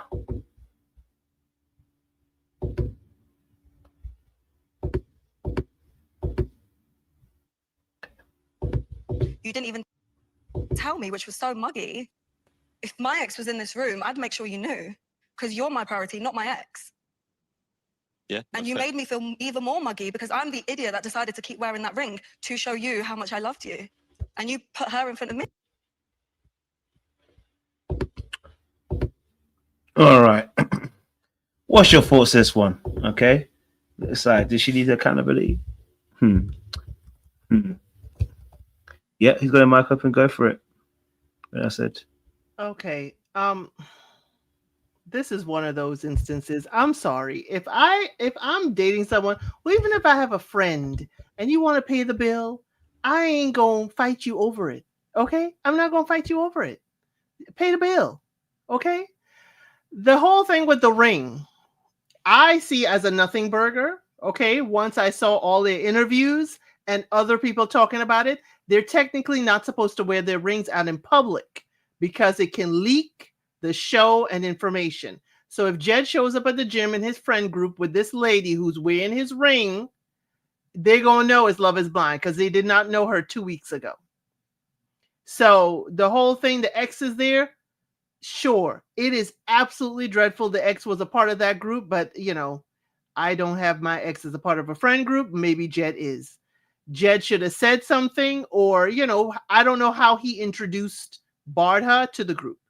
Now, Barta, you went to Dubai not too long after. You went to Dubai. That is further from the mother, okay? Further from the mother you said you wanted to stay close to. The men in Dubai are not going to be very willing to have you pay the bill, ma'am. They're not. They're way more conservative than Jed in the UK. Way more conservative. So the going to Dubai, I need to hear more about that. Now, what you did do, Barta, is that you did increase, Jed is no saint, y'all, but you did increase his market value out here, knowing that he gonna move you in and give you the keys to the car. You did let the ladies know that's how Jed rolls, and he'll pay for everything. You let his market share increase. Now, she's also going out here in interviews saying, oh, Jed was in it for the money. Jed is like, what money? Everybody's like, of all the men, Kieran and Jed are the ones ain't got to worry about no Love is Blind money. So I don't know what she is trying to accomplish with these breadcrumbs about Jed. Because if Jed really did something really awful, I think Barta would air him out. So if the worst thing you can say about Jed is that he don't want you in the ring in public and he want the money from Netflix, young lady, you don't need to every time you speak of him to be cutting him up. She's acting like Jed said no at the wedding. She's acting like Jed embarrassed her in front of the whole family. I mean, Barta, you don't have to tear him down at every interview and chance you get. You can just let it be. Let Jed speak and let him float himself down the river.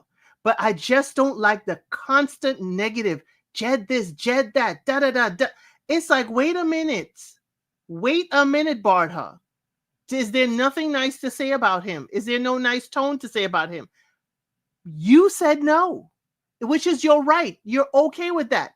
But I had an issue when she was bawling, crying, like he's the one that said no at the altar. Barta is just giving me mixed messages, moving to Dubai, and I better not hear about Kaleem going to check on his daddy in Dubai to go check on Barta. He better not. He better not. But that's all I got to say about Jed and Barta.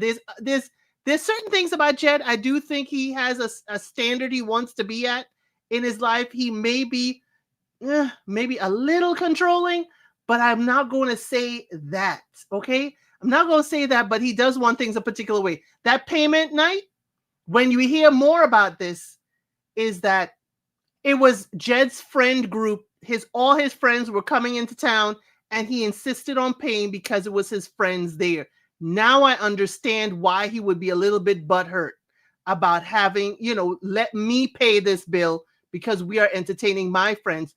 You just decimated this man in front of his friends by pulling out your card just so you could show I could pay too. It was not worth it at all. I just have a thing about her constantly saying things negative about him, nothing positive when we saw a few positive things. And then Jed is out here saying nothing negative about her. There's an imbalance there. I'll land right there. I don't think that there's much else to be said. I mean, masterclass. That's it. Masterclass. I will, I guess, bring up a point.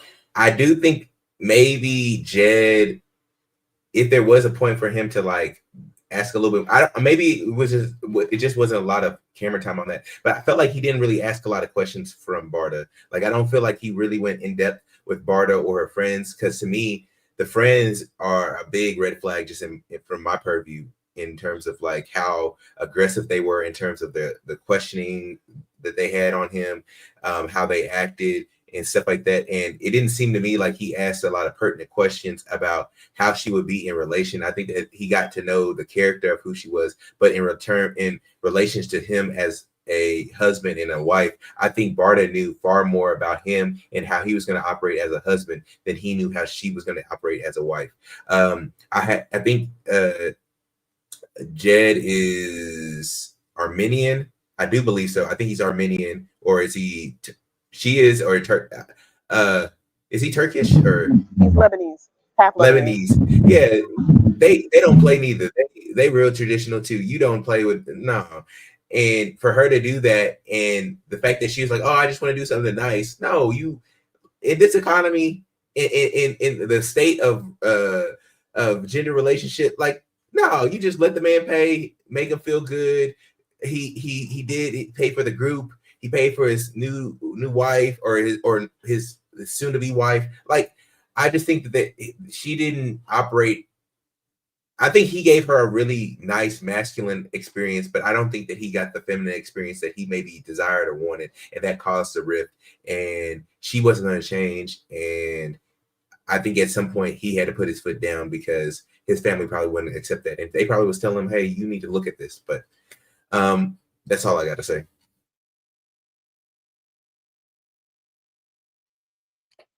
So I think there were some mixed messages created by Jed. I think by appeasing her and allowing her to pay the bill and do all these different things, it kind of emboldened her to kind of feel the need to do that whenever she felt like it. Now, that was something I picked up when they were on stage.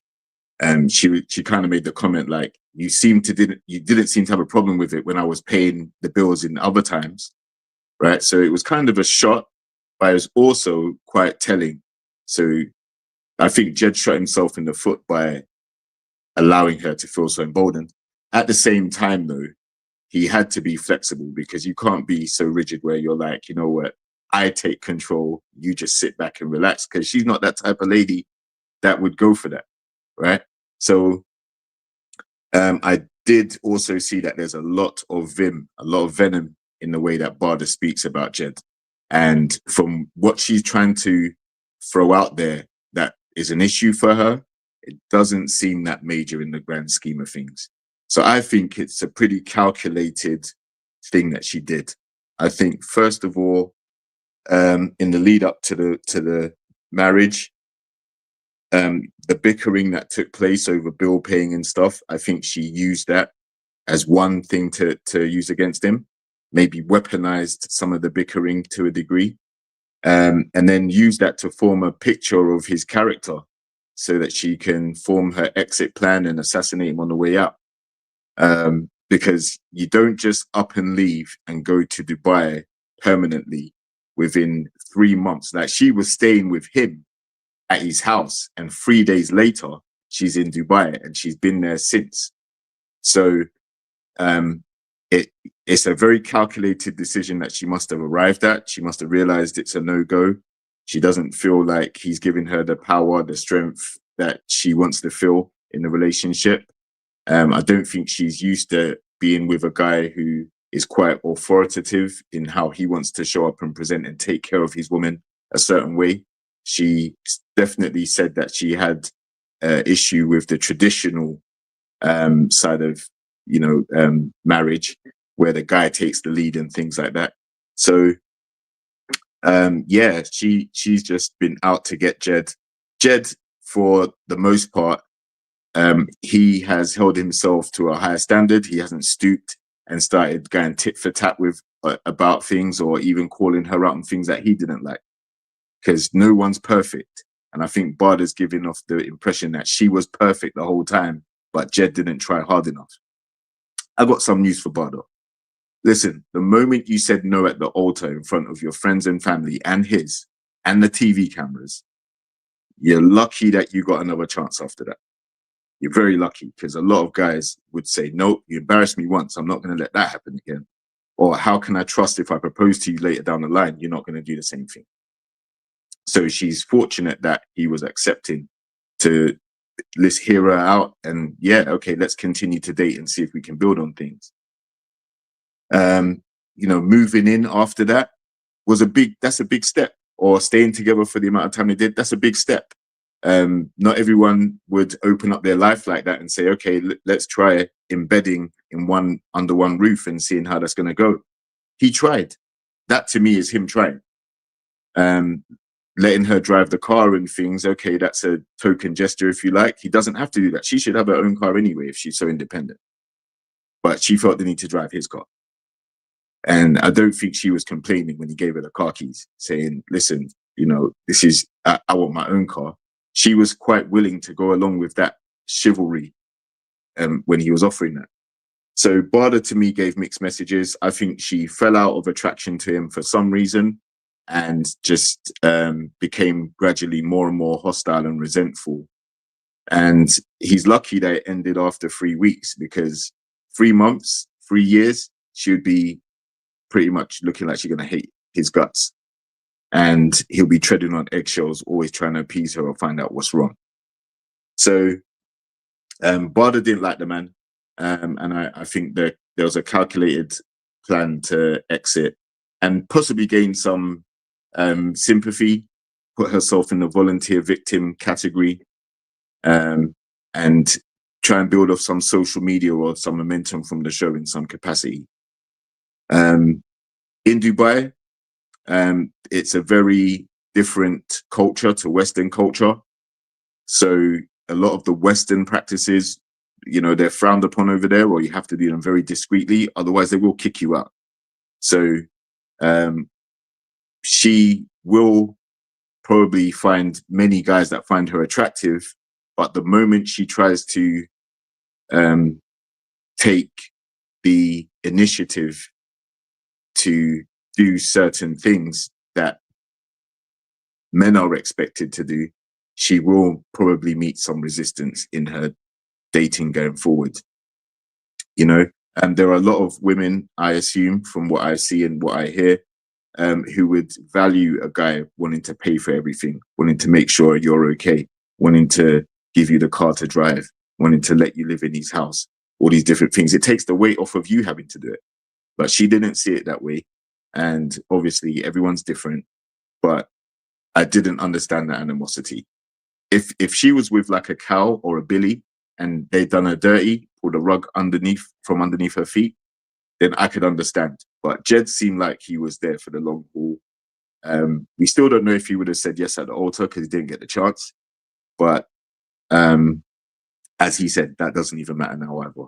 Bottom line is, her parting shot of "I wish you all the best, a long way away from me," you know, that signifies that she's got deeper issues with him, and maybe regrets even going through the process with him.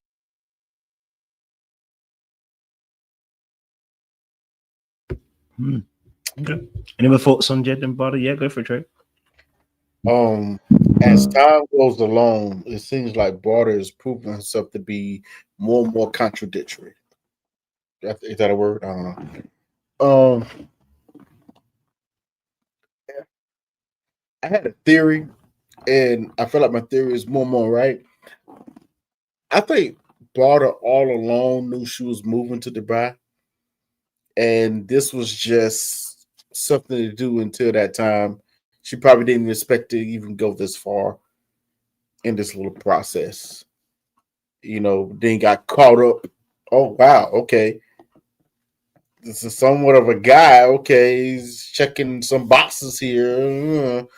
But that would, I think she came to her senses because that would interfere with her real relationship with her best friend. That's the real relationship.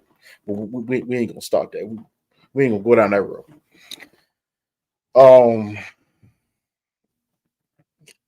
The only mistake I saw Jed really do was back in the pies. I always felt like he didn't ask both of them. They never really asked each other enough questions for me.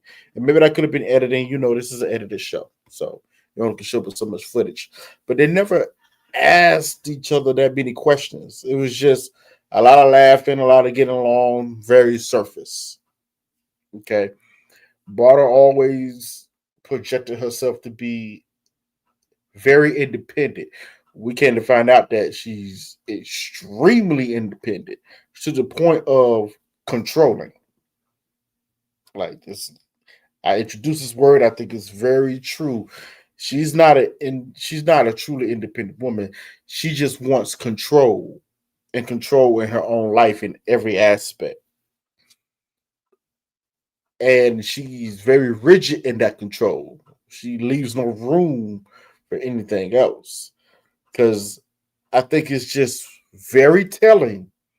If I have to tell you before we go out, hey, listen, I got tonight, a special night, let me get everything. It's on me. I want to treat you. My friends coming in, blah, blah, blah. Okay. Apparently she said, all right, cool, whatever. And then yet you still try to show him up in front of his friends. It almost seems like you're trying to embarrass this man. Like, why are you doing this? Trey, he said he told her multiple times before they went out, not just once. Yeah, it's weird. Like, it seems like you're really trying to embarrass this man or assert some type of uber control over him. That makes no sense to me. Especially when it's what confused me. She says she's an independent. She said specifically, I'm an independent woman, but I am looking for a man with traditional values. She said that, and I quote that. She said that. Jed presented everything that she said she wanted. Everything. On top of, even though he said he's a very traditional man, and you can see this in Jed's father, he also goes along to get along as well. He's like, I don't want to curtail your independence. I just want to, add to you, or what, I would let you be independent, but let me love you. Let me take care of you. I'm your husband, your man. Let me be me. That's it. That's all he asked for. And yet she made it a fight to do so. Why? He didn't even tell her to cook for him. She volunteered. Yeah. Like it was very weird. And I know we talked about this weeks ago.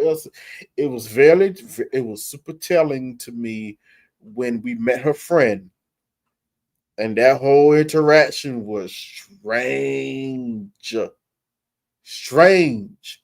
Like her friend was jealous of the fact that my friend is beating this woman. Didn't even shake Jed's hand, if y'all remember. He held his hand out to shake her hand. Hey, how you doing? She didn't even shake his hand. She just went straight at him. Like, whoa. Like, hold on. And just going at him. And Barta was eating it up. I was paying attention to Barta the whole time as the friend was going in on him. She was eating it up. Like, just laughing, like, getting off on it. I was like, oh, okay, this is weird. Like, the friend is at the. I understand if my homeboy brings a girl up for me to meet. First of all, I ask him, okay, who is she? What's going on with this? Whatever. I let him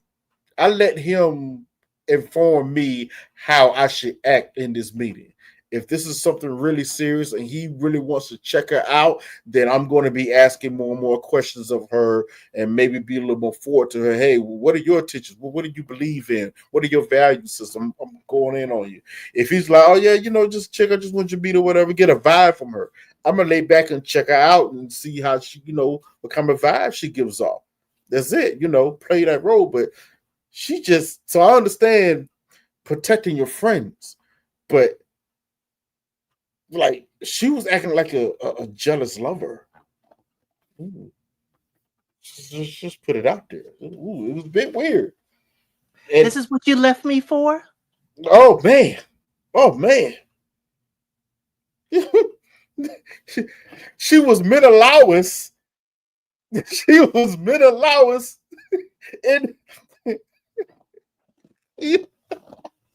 She was mid-allowance. This is talking to Helen with Paris. This is what you left me for. Just going crazy. I'm like, whoa, this is okay. Whoa, okay. It was a bit much for me. But that told me a lot about Barta. I was like, this ain't looking too good. I'm a little worried for Jed here. And he was so enamored by her that I knew he was gonna roll with it a little bit. But when she said no at the altar, we brought this up with Elsa too. Like, I thought it was very telling when her mother walked up to her, looked at the friends, and basically told them to shoo away. Everybody parted like the Red Sea. And she walked up to her and said, I am very disappointed. And the camera cut. I said, what's going on there? What happened? Hold on. Nah, you ain't fooling me. Nah, something happened here. Why is she upset that her daughter said no and it was supposed to be the best decision for her? What's going on here? Hold up.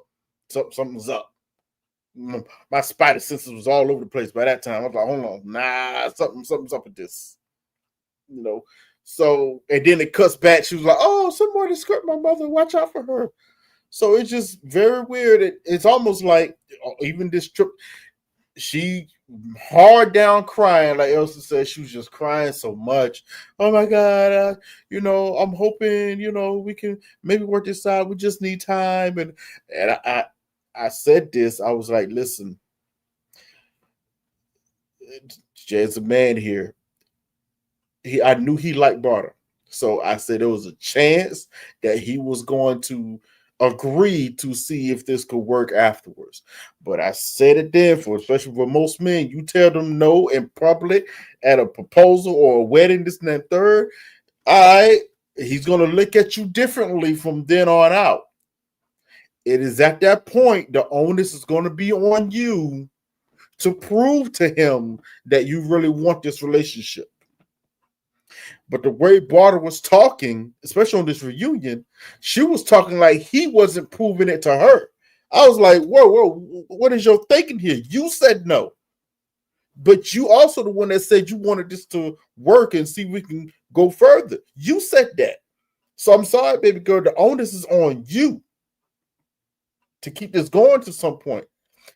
Actually, he went far and beyond overboard, moved you in, gave you the keys to the kingdom and the carriage with the horse in it. What? He did. I'm sorry. I consider myself a gentleman, but he did a lot more than I would. And still brought her out in public. You did a lot more than I would. Like, bro, if I was your friend, bro, you're doing too much. Stop. Okay, stop. You're doing too much. I know she's fine, but nah, this ain't it. This ain't it. And then just as soon as I think she engineered an argument to end that relationship, to finally get out of it. Because the only reason why she went back with it, like I said, I think she was trying to save face, number one, because she knew all this was going to happen. I got to save face. I got to make it look like I tried to make it work. But then you had to engineer the way to get up out of here. And you ran to Dubai and never came back. To the point, I'm believing, hey, I don't think you even told your parents you was leaving. You just left. You just left. And like I think Elsa said earlier, you left your mother that you said you wanted to be here for because she was elderly and ill and had some health complications. You left. And I don't think you told them either. So, and then you went, this is why I say this, she's proving herself to be very, very contradictory. You moved to a whole country that is actually very strict in the ways that they handle male and female relationships with one another and relations. And you're not making sense to me now. Like, this is, now if she pop up with some Dubai Audi prince or whatever, I'm gonna be okay. Wait a minute. She on some bull crap. She on some bull crap. Miss Super Independent. Nah. Barta. The more and more time goes on, the more and more she's proven herself to be suspect. in this, and just by the way she's talking and moving, you know, and it's her fault. No one else, because he's not. I think, yeah, he's not talking bad about her. You know, I ain't got nothing to say. He's like, hey, I wish her the best. That's all I can do. Refusing to talk bad about her, but she's trying to have something to say. Yeah, girl, you're looking a bit suspect. Suspect. Ali, what you got to say? I want to hear this. Yeah. Okay. So I'm not feeling Barta, and I don't like how she's doing Jed, and especially because they had an agreement in place that they wouldn't talk about each other, but she's giving just enough of a tease to imply that he's being, I don't know, I guess maybe controlling or had like the potential for abuse, and I don't like that. That's not cool, because it's he's not doing that to you, and you're not outright saying anything, but you're allowing you're planting seeds in people's heads so it can bloom in their imagination that Jed is just this terrible person. What is that? And on top of that, if he's so terrible, why were you staying at his house for 3 weeks before you skipped out to Dubai? So there's that. But also when you're asking Trey, like why is she giving this dude the time of day, we have to get some context of Barta. We have to remember this girl is a refugee. Okay, not only is she a refugee, but from what I'm gathering, she's a translator for her parents, because even now her parents' English is still not great. And so what ends up happening for kids like that is they have to grow up really fast. They end up getting parentified. And so they're being put into situations where they really shouldn't. And I think for her, she's used to being not just independent, but hyper independent, which is a trauma response. Like that's not what she's having to do for her parents and be to them is not normal, especially in their culture. Like you were just saying, she comes from a Muslim background, and Albanians are already traditional. So on one hand, she comes from a traditional family, but her role in the family is not traditional. She's basically having to be a third parent. So there's already that tension before Jed even came to the scene. And so I think what ended up happening is when she got to the pods, she chose Jed because he's familiar. He probably reminds her a lot of her dad, and that's comforting in a way because she's used to that. And I think that there are parts of it that she likes. But like she was telling, I can't remember who she was talking to. Maybe it's Katisha or something. But she was saying how the women in her family, they're basically really sheltered and kept to the side, and they're just, you know, they're in a woman's place basically. And that's not a lane that she's used to, because that's not how they brought her up. I mean, she's never really had to exist in that space, but her family's telling her that's what she's supposed to be, and now she has Jed giving indications that that's what he wants from her too. And I think that triggered her, and then she freaked the hell out, and she was like, okay, nope, can't do this. And so she said no to him. But it's very confusing because when she was in the pods, she did give indications that that's what she wanted. That's how she introduced herself. When we first met Barta, she was leading with family. She was talking about how she wants a family, that she likes to cook, that she wants tradition and all of that good stuff. And then immediately flipped when they got outside of the pods. So the version that Jed got is not the version that he proposed to in the pods. And that's not cool, because Jed has actually been consistent from jump.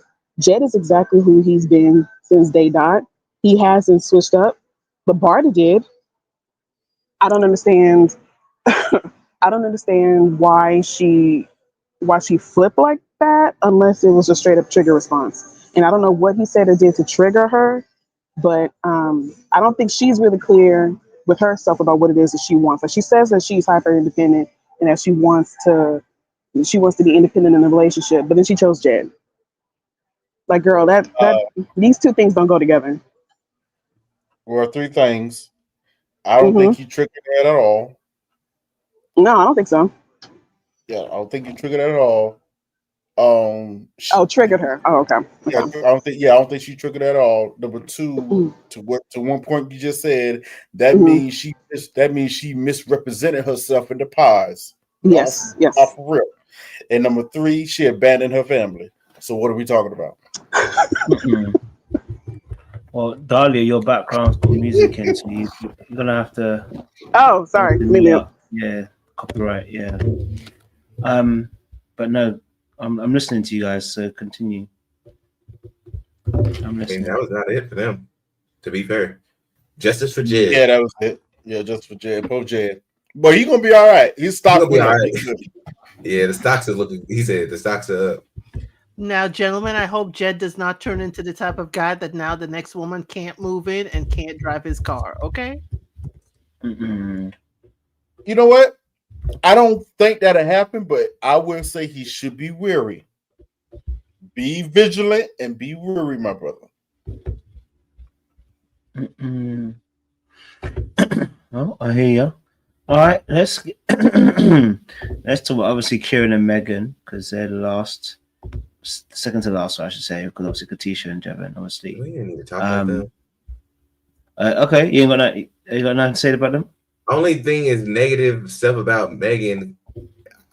Kieran did what you're supposed to do as a husband and defend your wife when she made a crucial mistake.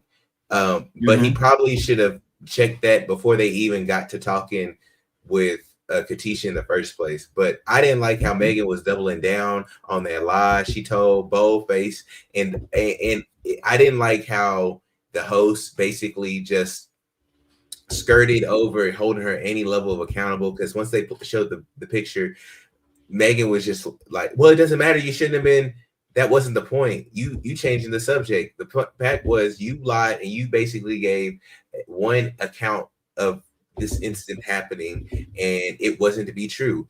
Kieran took it on the chin and was like, okay, well, it was me, but no, it was Megan. We went back and checked the tape.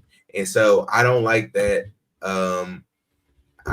Outside of their relationship, I'm guessing that's cool. She seems really high strung and a little bit could be perceived as too much, but I'm not here to knock the relationship, but I am here to knock how she operated in relations with Javin, and even the accusations and how she wanted to frame it. Okay. Hey. All right, let's show you a quick clip. The whole like living on opposite sides of the city, and very, very quickly we were like, this is rubbish, let's move in together. So yeah, it wasn't that far. We were like, can't be doing this, it's too much. The bags, the packing every night. No, we're like, we just be together. What is living together like? I'll let you take that one. Okay. I guess a question. I didn't show you a clip actually, but Megan kind of, and I don't know if you guys clocked it, she kind of tried to talk about him being a gamer and saying he's not gaming as much, but he's a gamer because his job is to do gaming. And she kind of alluded to the fact that, he doesn't game that much, almost to try and sway. I don't know whose opinion she's trying to sway. I don't know if she's trying to tell herself, because we know that she doesn't like gamers. She actually doesn't like gamers. That was actually in her VT. Her original thing was she did not like gamers.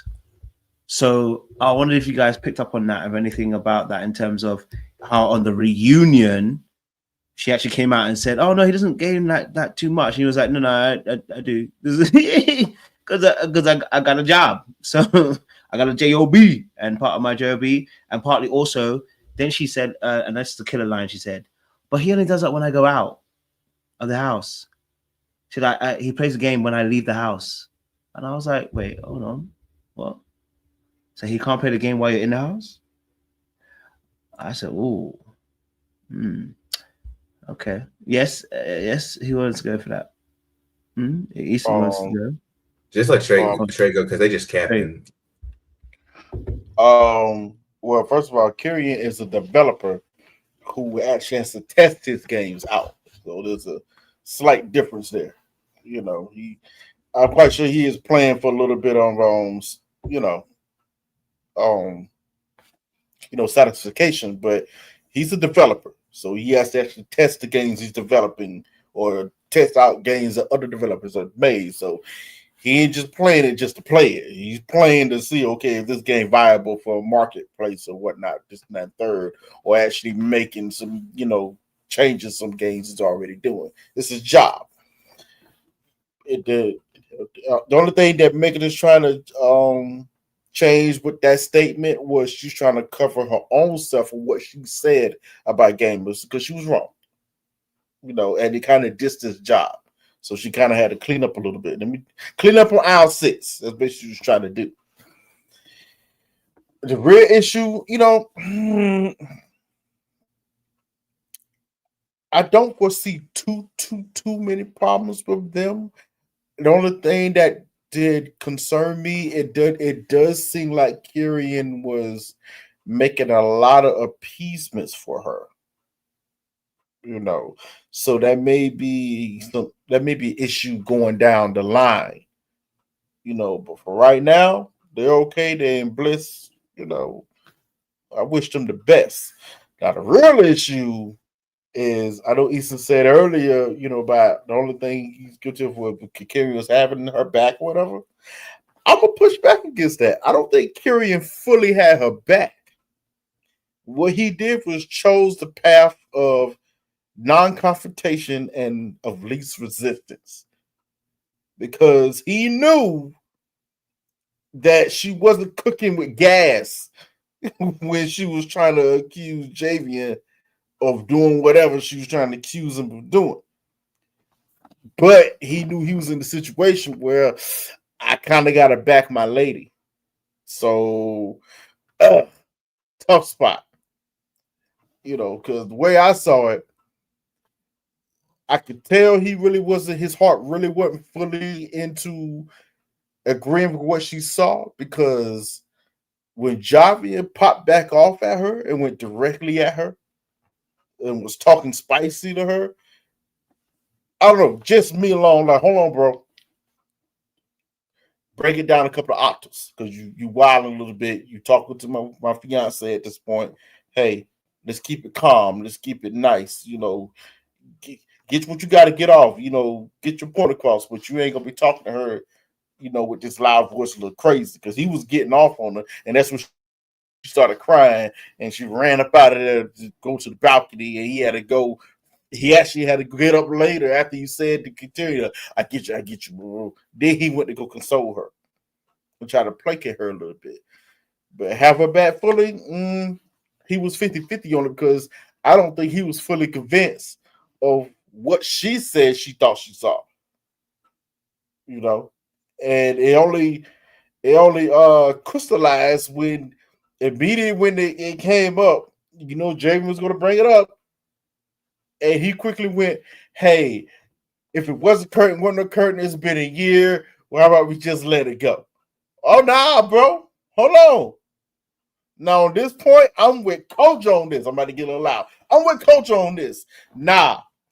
If you're going to cook me, if I did something wrong, then at least cook me with the truth. You said I did this, that, and the third. Did you see it? Did I actually do it? Turn to find out? Nah. You a little misrepresent. You trying to misrepresent what you actually saw. That's my problem. They put a lot of 10 on 2. They put a lot of 10 on 2 in that whole situation of what happened. They did, and we all know it. But they try to clean it up. And Megan went 10 toes down on it. Looked like a fool trying to do it. It was kind of weird. But you the one made the statement, oh, I saw him talking to a new, I'm gonna get a name right this time. I saw you talking to a new Sophie and Yolanda all night long.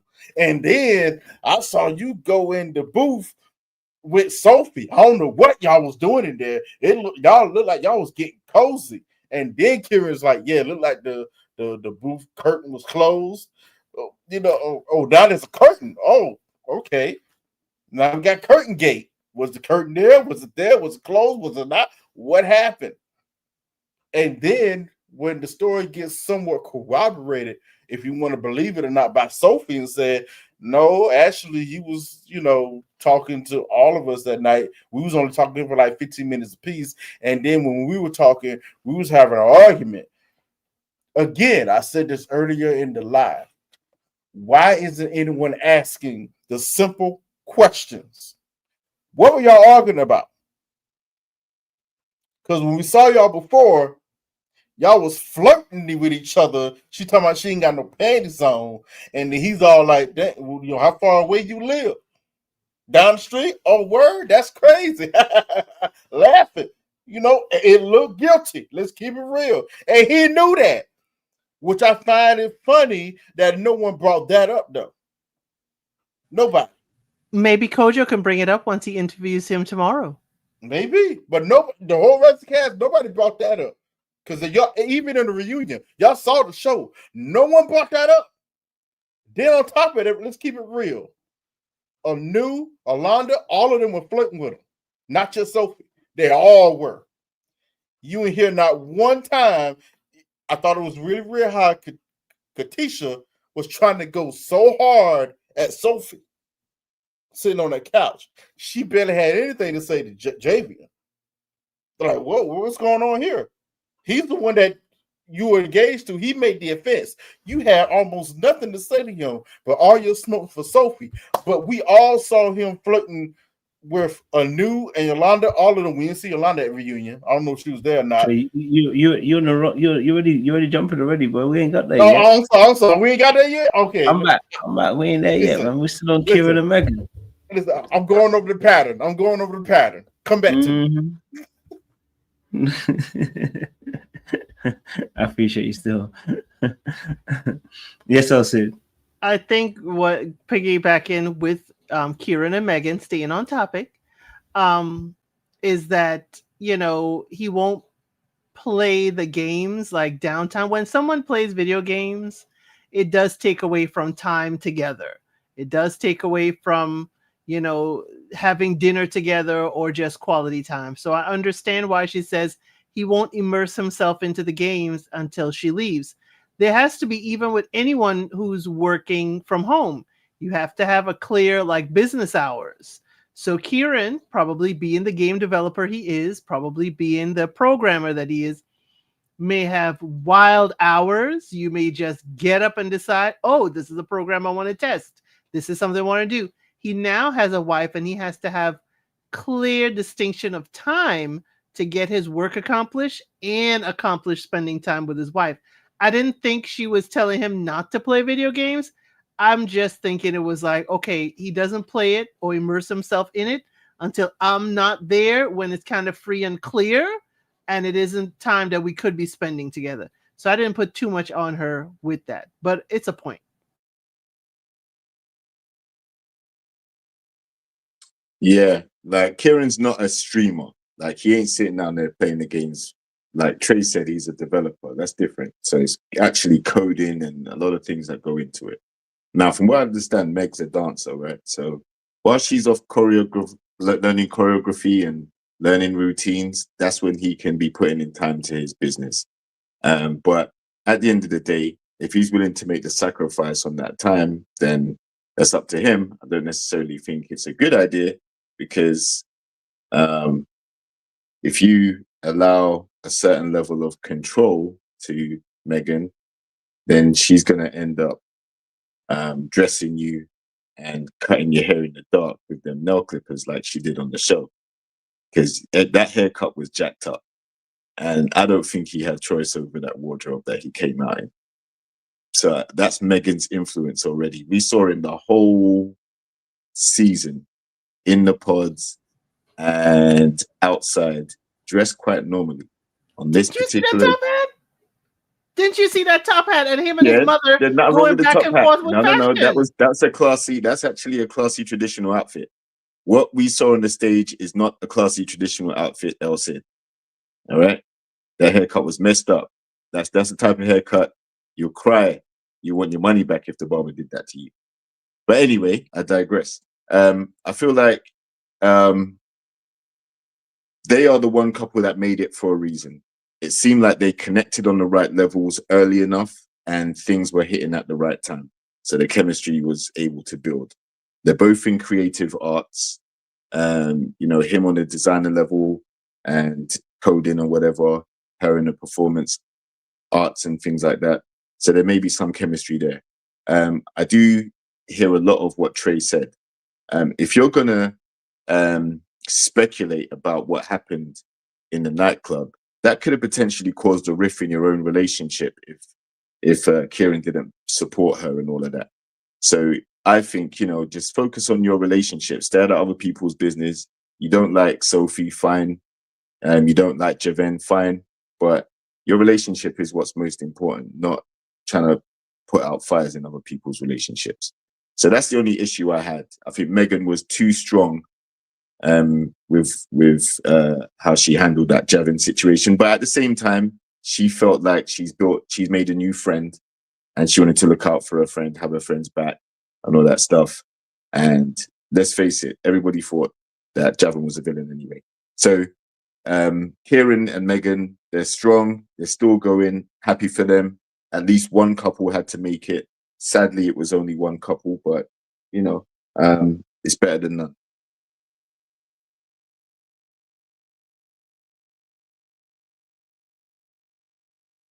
Okay.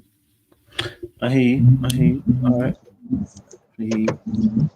Yeah, Daria, you want to go? Yeah, it's very quick because I really don't have much to say about them. I don't have much to say about the reunion thing. I do think that Kieran dressing like that is not a surprise. I mean, I know, I know, JR, you were talking about how his fit at the wedding was very traditional, but not a lot of people are wearing that. And I think that he's just the kind of person who will be willing to do that, kind of like Garrett on the US version. And he's just like, okay, well, now that my wife is a dancer, I got permission to just go all out. I think that's what was happening. And then as far as the whole thing with Javin, we already discussed this on Nelson's Live, but I do think it's funny. I think it's funny that Megan has so much heat for Javin, but as soon as he gave her like he put a little bit of bass in his voice, she starts to crying. And it made me think, I mean, are you just like not around a lot of black men? Because that shouldn't be enough to go put you in the tears, especially when you had so much, you know, venom for him and you were like going real hard in the paint. It's just like, you shouldn't be crumbling at like the first decibel raise. I do think that Kieran should have stood up for his wife, but all the same, like, girl, get it together. That's really all I have for them, because there's nothing else to say about that couple. They really didn't have too much to talk about. I mean, they were great couple, nice wedding, beautiful gowns. That's really all I have. Well, I definitely hear you on that one, and I'm glad you picked it up on that as well. So I do think it was a little bit cheeky. Me and my sister have been going back and forth about this for the last few days. Actually, last week or so about this. I honestly felt in this scenario that, especially when they had the original argument, I always say this: as men, we don't win when we go back and forth with women to this extent, right? But my thing is, it reminded me, and maybe it's just me being triggered. It reminded me in corporate when I watched Javin. As much as I think that Javin was skirting the line, he was. Let's not be honest. Let's not lie. He was skirting the line. I'm sorry. Okay, he had the semantical game going on, right? But when I have to see you put your hands in your pocket because you can't have your hands out because you'll be considered a threat as a black individual, it triggered me. And if you actually watch the video again, he actually puts his hands in his coat pocket. He can't leave his hands out. But she gets to go and say whatever she wants to say and get to the point where she's irate enough to say, go F yourself, da da da da da. So for me, what ends up happening is that people start looking at Javin going, he's a bad guy and that villain. And I go to him, no, that's what white privilege looks like. That's what white privilege looks like when you are in a white environment and you as a black individual can't actually take it to that level. Now, everyone can say how he was manipulating and he was going skirting across the line. I agree. He was skirting across the line. I ain't going to lie to you. And it is infuriating. But that issue there where you get to a point where you get to say F off at the end and you know what, you're effing this and that, blah, blah, blah. If he does the exact same thing, what do you label him as? And this is one of the things I really hate seeing a lot of times. And it's not just about, again, it's a male and female dynamic, but really and truly, like that's an extra layer of dynamic. Her being a white woman, she can do that. And then to have the audacity to cry at the end after you've done that is nuts for me. After you cuss me out and tell me to go and F off, and then you go and cry, and now it looks like I'm a demon for defending myself, whether we think it's right or wrong. Like again, I think he skirted the line. I think he was not trying to answer the question. I think he was semantical. Trust me, we can hold him accountable. But I just think it's just diabolical to do that. Do you get what I'm saying to you? And that's why I think it's even more heinous that, again, that's why I said that I have to reconsider your eye testimony witness. If you can't even get a curtain right, yeah, in the court of law, they're going to nail you. Because how are you so indignant that there was a curtain? And then we find out there's no curtain. Now, someone said, obviously, maybe they took the picture late. I said, if they took the picture late, that's not my business. I can't find out that thing. The fact that he decided to stand 10 toes down on the curtain and they find out the curtain doesn't exist, if he knows, does he know they're going to take the curtain down? He maybe, listen, I'm not saying what he didn't do was correct. We all know that it was out of pocket for him to be in the photo booth, and he's going to have to be accountable for that, right? Like I held him accountable for the live. But it's like, if someone goes so hard on a detail and says there was a freaking curtain, something so obvious, there was a curtain, and then the person says there was no curtain. At that point, if I'm a lawyer, I'm going, wait, hold on a minute. Members of the jury, can we trust people like this? Somebody tells you that the curtain for sure. They were indignant that there was a curtain. They were for sure 100% there was a curtain. And then we turn around and we find out there is no curtain. And instead of them apologizing, no, they're not going to apologize. They're going to say, oh, what's the point of it? Is this a curtain? No. The reason why it's so big is because, and that's why I said that I didn't like what Kieran did. And I felt like you said, like what you said, Trey, I felt like he was backing his woman, which hey, listen, he's going to have a successful relationship if you do that, because at the end of the day, he was 10 toes down with his missus. Now, me personally, I'd have pulled my missus out of that junk. As soon as I see my missus again, I realized that, hey, baby, pack it up. We're going home, because you're about to get somewhere. And if I don't defend you and take you out of this position, you're going to be cussing me later on saying, why not defend you? And I can't defend the certain things I can't defend. If you're wrong, I can't now add to the wrongness and be like, yeah, you're right, you're wrong. And I'm not trying to add to that. Let's get out of here. You know what I mean? So I think that's an extra layer of things that I think is a problematic kind of situation. You know what I mean? So I know a lot of people say the curtain's irrelevant. It's not actually irrelevant. I think people are missing the point here. Because it got made such a huge point, if you're not correct, they're going to start considering whether you saw what you saw that night. Do you get what I'm saying to you? Like if a girl said to me that she saw me kissing, let's say it's not even a kiss, let's say she saw me out that night. And I said, so what kind of jumper was I wearing? No, you definitely wearing a blue jumper. I was wearing a red one. No, I don't get, it doesn't matter about the fact that I saw you. No, but how are you going to tell me I was wearing a blue jumper? So are you sure you saw me? That's what makes the curtain so important now, because it became such a huge issue that they both then said, I definitely saw a curtain. But I don't know if you guys have a different perspective on that, in that respect. I know Ralph really said he's ready. Yeah, well, listen, you brought up a very valid point, because listen, if there's no curtain, then how could you not see what was taking place in the booth? You see what I'm saying? Like, if you're so adamant that you saw him with Sophie and it looks suspicious, because you're snooping already, there's a natural curiosity there. There's no curtain. There's nothing obscuring your vision. How could you not see that they were arguing in the booth, right? So I think they were adding 2 on 10, definitely. Their vision wasn't obscured. They could easily see into that booth. They could easily go and speak to Sophie. They could easily go and speak to Javin at the time and find out more information about what was taking place. Javin shouldn't have been in there, especially if he knew Sophie didn't have any underwear on. And Sophie shouldn't have come to the club with no underwear, but those are different points. Fact of the matter is, Javin did put himself in a sticky situation. But if Kieran and Megan want to play the role of snoops and try and dig out this man's business and get involved in Katisha and Javin's relationship, get your facts straight. And it could have easily been sorted if you had taken a better look at the booth, which was open, and seen what was going on, or ask the parties immediately afterwards, or even go and intrude. Go and make your way over to them and say, hey, we wanted to use the booth. We see you guys are in here. How's it going? And try and get to the bottom of what's happening that way. But to just add 2 on 10 and create speculation and then go and run your mouth to Katisha the way she did, so wrong and strong, because that's what she was, wrong and strong, El Cid. Yeah, she was wrong.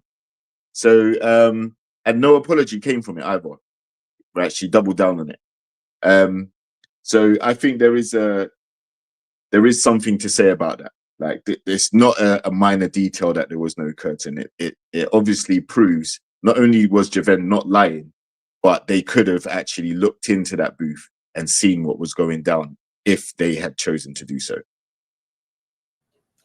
What production did not play was Javin, either when he was talking to Patrick or telling Katisha. He also said the curtain was open. He said it. And then later on, with the discussion with Kieran and Megan, he was adamant there was no curtain. So again, we have in 4KHD, Javin himself said the curtain was open. So again, if we're going to talk about people who, don't have all the facts together, we could also say he didn't have all his facts together because maybe he was distracted by the heated conversation he was having with Sophie.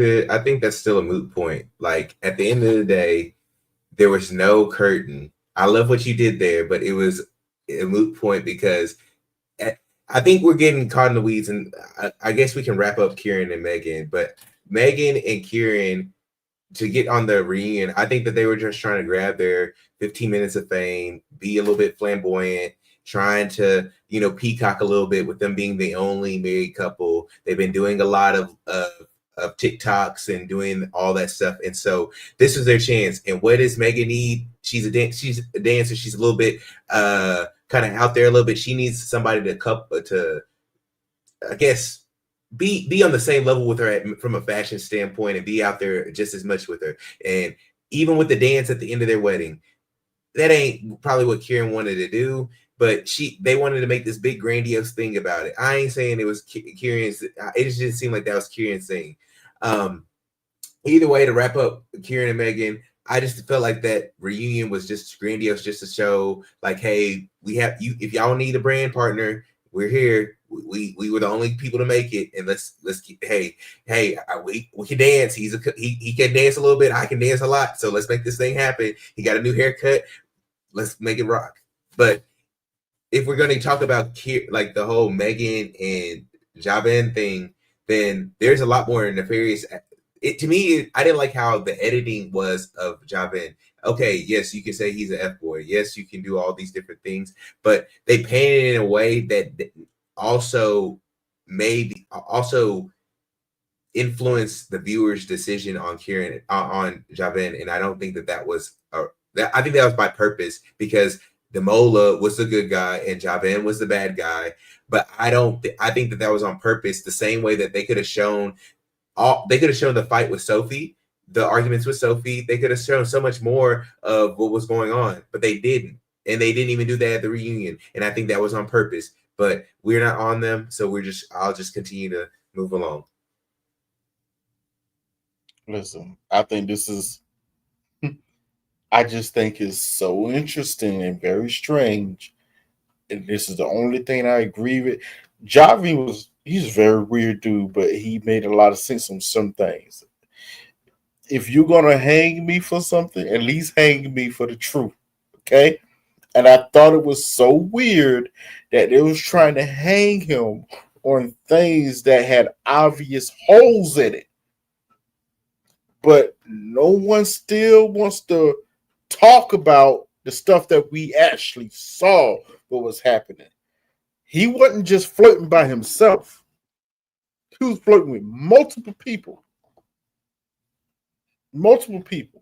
But you saw they kept the smoke on one particular person and then had her going on this whole trip of an apology tour, apologizing to everybody. Talking about, I'm a changed individual. I'm like, hold on. What's going on here? This is weird. This is extreme setup. It was weird. It was very weird. Very strange. Yes, Elsa, it was very strange. Oh, I'm waiting until we get to them as a couple because I don't know how we setting up Javin. I'll wait. Well, anybody said, well, here's a weird thing. There really wasn't a setup. They was just trying to say he did things or insinuating certain things that come to come to someone find out really wasn't that true. It was a bunch of 10-on-2 things, but they was going so hard on it. Yet, though, the other things that we saw you do, you was flirting with Surfy, talking about these panties, this, that, and third. No one brought that up on the reunion. Nobody. Anu had to bring his jaw up from the bar when Yolanda walked in. She was flirting with him too, so was Yolanda. Still didn't bring it up. Not once. Nothing.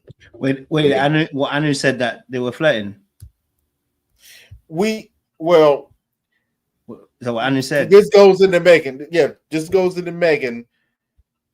Megan said he was being friendly and flirting with Anu, Sophie, and Yolanda. She specifically said and that. Anu She was confirmed that? talking to them all that. Well, we confirmed it from the mixer that we saw. All the women were talking very friendly to Javin. All of them. All of them wanted Javin, yeah? I mean, say they wanted him, but they was all very friendly talking to him. So they ain't say no bad stuff about him. Nah, that's very true. Not Yolanda, not nothing. They were very smiley, ooh, hee, hee, all kiki, all up in his face. Not even Sophie. None of them. I just find it very strange. Very strange. Something else I should convince. Math is not mathing. That's all I'm saying. The math is not mathing. If you want to get on him, you should. Because it's funny thing. Even he knows it. If you notice, he's like, if you want to get on him about something, I can accept that. But the stuff that they were saying wasn't true. And he was right. If you want to get on him from what we saw, I'm like, my question would be like, hey man, when you was at that mister, you was real chummy with Anu. You was smiling up on Yolanda face. They were smiling back. Hey, you and what you said to Sophie about the panty thing, bro. What are you doing? That's kind of wild. That was wild work. You know, it's wild work. And what was you and Sophie arguing about?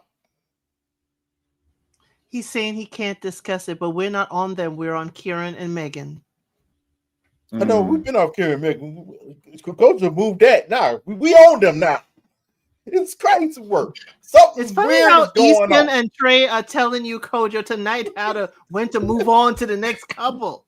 We moved on. Kojo the one that started talking about him. What you mean? Look. Let them do what they got to do. They're quarterbacking. I ain't mad at it. Let them quarterback, baby. Well, listen, you guys are already there, so we will shift it to them because clearly that's where everyone's excitement is. I do want to, I'll go to the clip. I had a clip for you guys. Let me see if I can get it as well. In regards to that, because okay, that's we've gone past that. I was gonna say, I don't know. Okay, cool. Let me come back. Oh, she's back.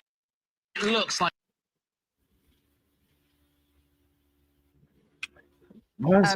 your experience.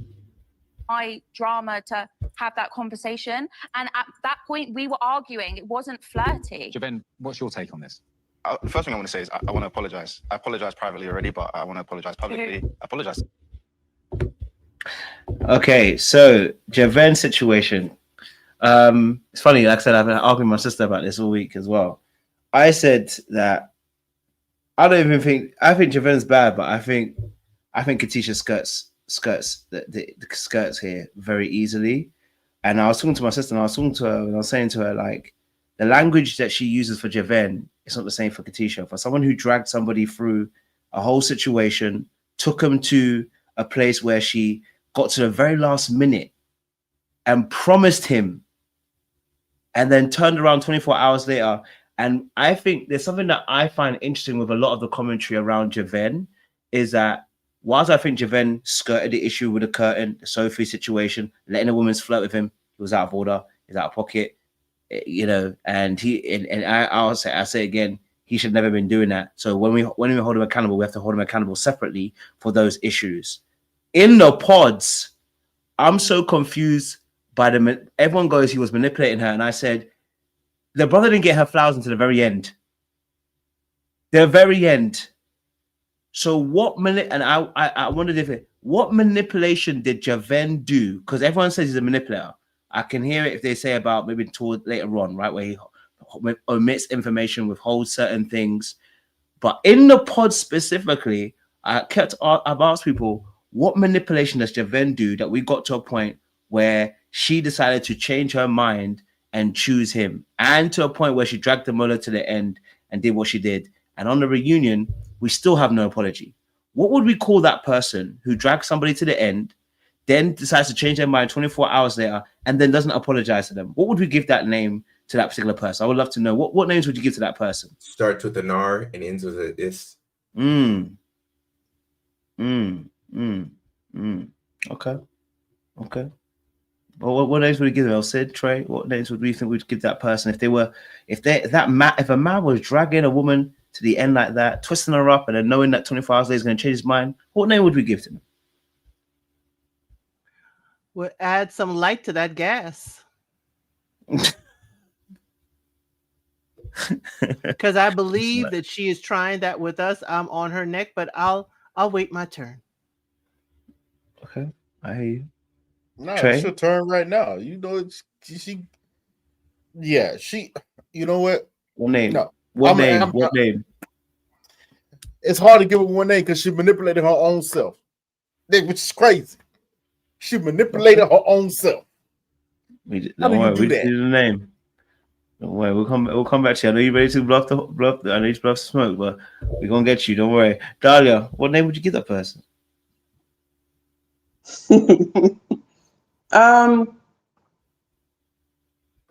I would call that person a liar. I thought that's what she was in the pods before they even moved out of it. I remember saying out loud to my TV screen, because I was offended, "Oh, you a whole liar." Yeah, that's what I would call you. Yeah. Okay, cool. All right, let me open up to you guys. Obviously, what's your thoughts on reunion with I was gonna say Trey. Sorry, Trey. With Katisha, Javin. What was your thoughts on this reunion? We hold them both accountable. What's your thoughts, Trey? Go for it. You can go. Man, Big Bird was taking me. Yo. Woo! I've never seen someone who tried to over-explain her decision of choosing Javin, even though she clearly know, and of course we know too, that you were clearly wrong for doing so. Tried to speed bump past the fact that, no, you said, you know what? I've made my choice. And it's you. So dramatically, I made my choice. It's you. And the Muller's not stupid. Okay? If you notice, he said, he went back and he's like, "Are you sure you're not going to change your mind?" Now, why would you ask that to somebody? Unless you unless you have a slight inclination that she might flip on you. You know, she might be a little flaky. You know, say she a nice piece of cod. You know, she flaking off real good. I don't know. He asked her that for a reason. You know, okay, but we're gonna let it ride. And what did she do? It was so weird to me. It made no sense why she chose Javin. Honestly, I think Javin to himself was wondering, like, why she choosing me anyway? I don't understand. Because he didn't really give her nothing. And he know he didn't really give her nothing. He knows that. He's like, this is weird. Okay. You know, even he said, I thought I was done. I thought I was going home. Like, okay, he came back. He was happy. I was like, I was about to pat my bags, but I just went up in there just to say, goodbye and everything. And it was so funny. Now, this is where the villainy of Javin comes out. The moment he saw the door open, he pounced. Because when she said, "I just needed more from you. I just needed you to express yourself more because he's been saying this." That's when Javin went in. "What do you mean?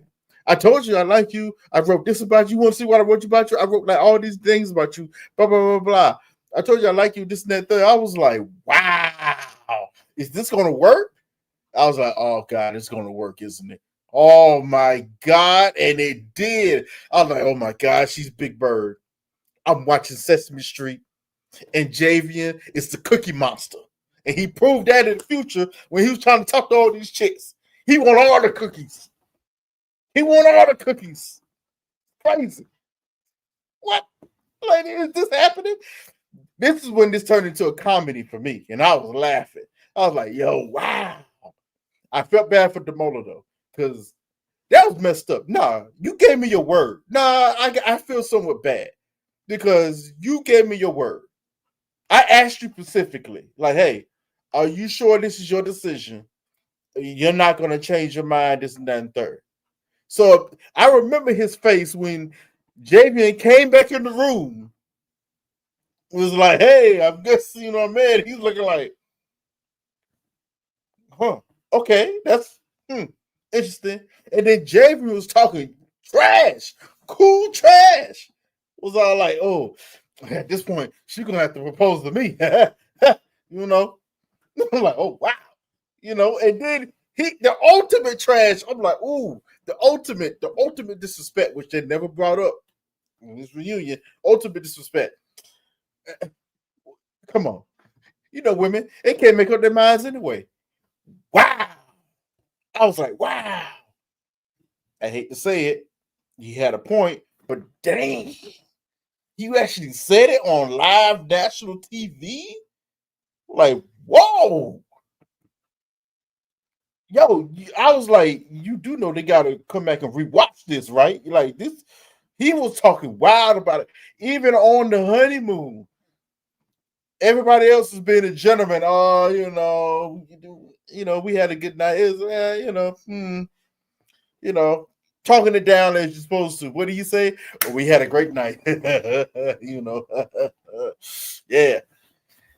He GTD'd her. Got the draws. I got the draws. Like Martin, just GTD, got the draws. I was like, oh, wow. He is playing you hard on national TV, and she knew she played herself because she couldn't even answer simple questions when the other cast members was asking her, "What have y'all say y'all love each other, or have y'all declared for each other?" And she was just stuck. She had the weirdest Big Bird stuck face. You know how Big Bird would sit there, his mouth open like that. That's how she was the whole time. She was just, I don't, I was just like, yo, this. What is going on? This is weird. Like, what? And then when she met Demola, I understand Demola more and more. I know what type of guy he is. He's just a cool guy, and he's just trying to figure out how he worked things. He just. That's right. We might have to talk about Demola later. We have to talk to Demola later. But yeah, Big Bird doing Big Bird things. It was all weird. She was trying to go in on Sophie about one thing, but didn't really have too much smoke for Javian. Actually, when he gave the apology, she just kind of, I ain't got nothing else. If you notice, because they asked Sophie, Coach just played the clip. They asked Sophie about the booth, what they was arguing about. The next question logically was going to be, well, what was the argument about? And Javian bypassed the whole situation and just apologized. Boom! I was like, oh, he is professional. He is a professional. He just apologized and diffused the whole situation. He never had to answer any really question. He never actually take some accountability for anything that he actually did. It was masterwork from him. I gotta give it to him. He does deserve a little bit of the villain title, but not for the reasons that they was trying to give it for him. That's it. Let me pick up where Trey left off. I said you got some. You got. Again, I have to set a precedence that this is an experiment. Yes, there's an expectation where people are to get married, but not everybody has that expectation. This is an unconventional, non-traditional way of people getting together. And so let's refer back to Easton's rules of law when it comes to love and dating shows. Does this person look like they need to be on the show? Javin does not look like he needs to be on the dating show, and he sounds like he doesn't need to be on the show. He doesn't seem like he's hurting to get significant others or date people or anything like that. And then he always used the word, this is an experiment. All of the time when he was in the pods, even outside of it, this is an experiment. When I hear those two words, or when I hear these two laws are enacted, I know that this person is unserious. This man is unserious, and that doesn't make you a bad person, but we got to stop this like justice for so-and-so and so-and-so, because Katisha was complicit in her own demise. And maybe a lot of people in the chat, or viewers, or maybe not in this chat, but viewers in general, are really feeling for Katisha because you might have let a nice guy or a good guy fall by the wayside because you picked the F-boy over him. But it was her own fault. And I don't think that Damola is this great person either, but we haven't got on him. But let's be very, very clear. Damola was also complicit in his demise. He knew exactly who he was dealing with. He knew that this was the type of person that he's dealt with in his past. And what did he do? And I'm going to be very congruent because I've always been like that. Even with Alan and Married at First Sight, he was a nice guy. He went above and beyond trying to prove himself to Katisha, and he stayed and he kept trying. And he's like, oh, if I do this nice gesture, it will get me a cookie. And it didn't give him a cookie, because in real life, it doesn't work like that.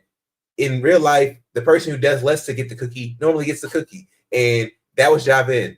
And Damola, I think a lot of viewers, when they see a Damola or an Alan or any of these nice, good guys come on TV, they really want those traits done by the F-boy that they're dealing with.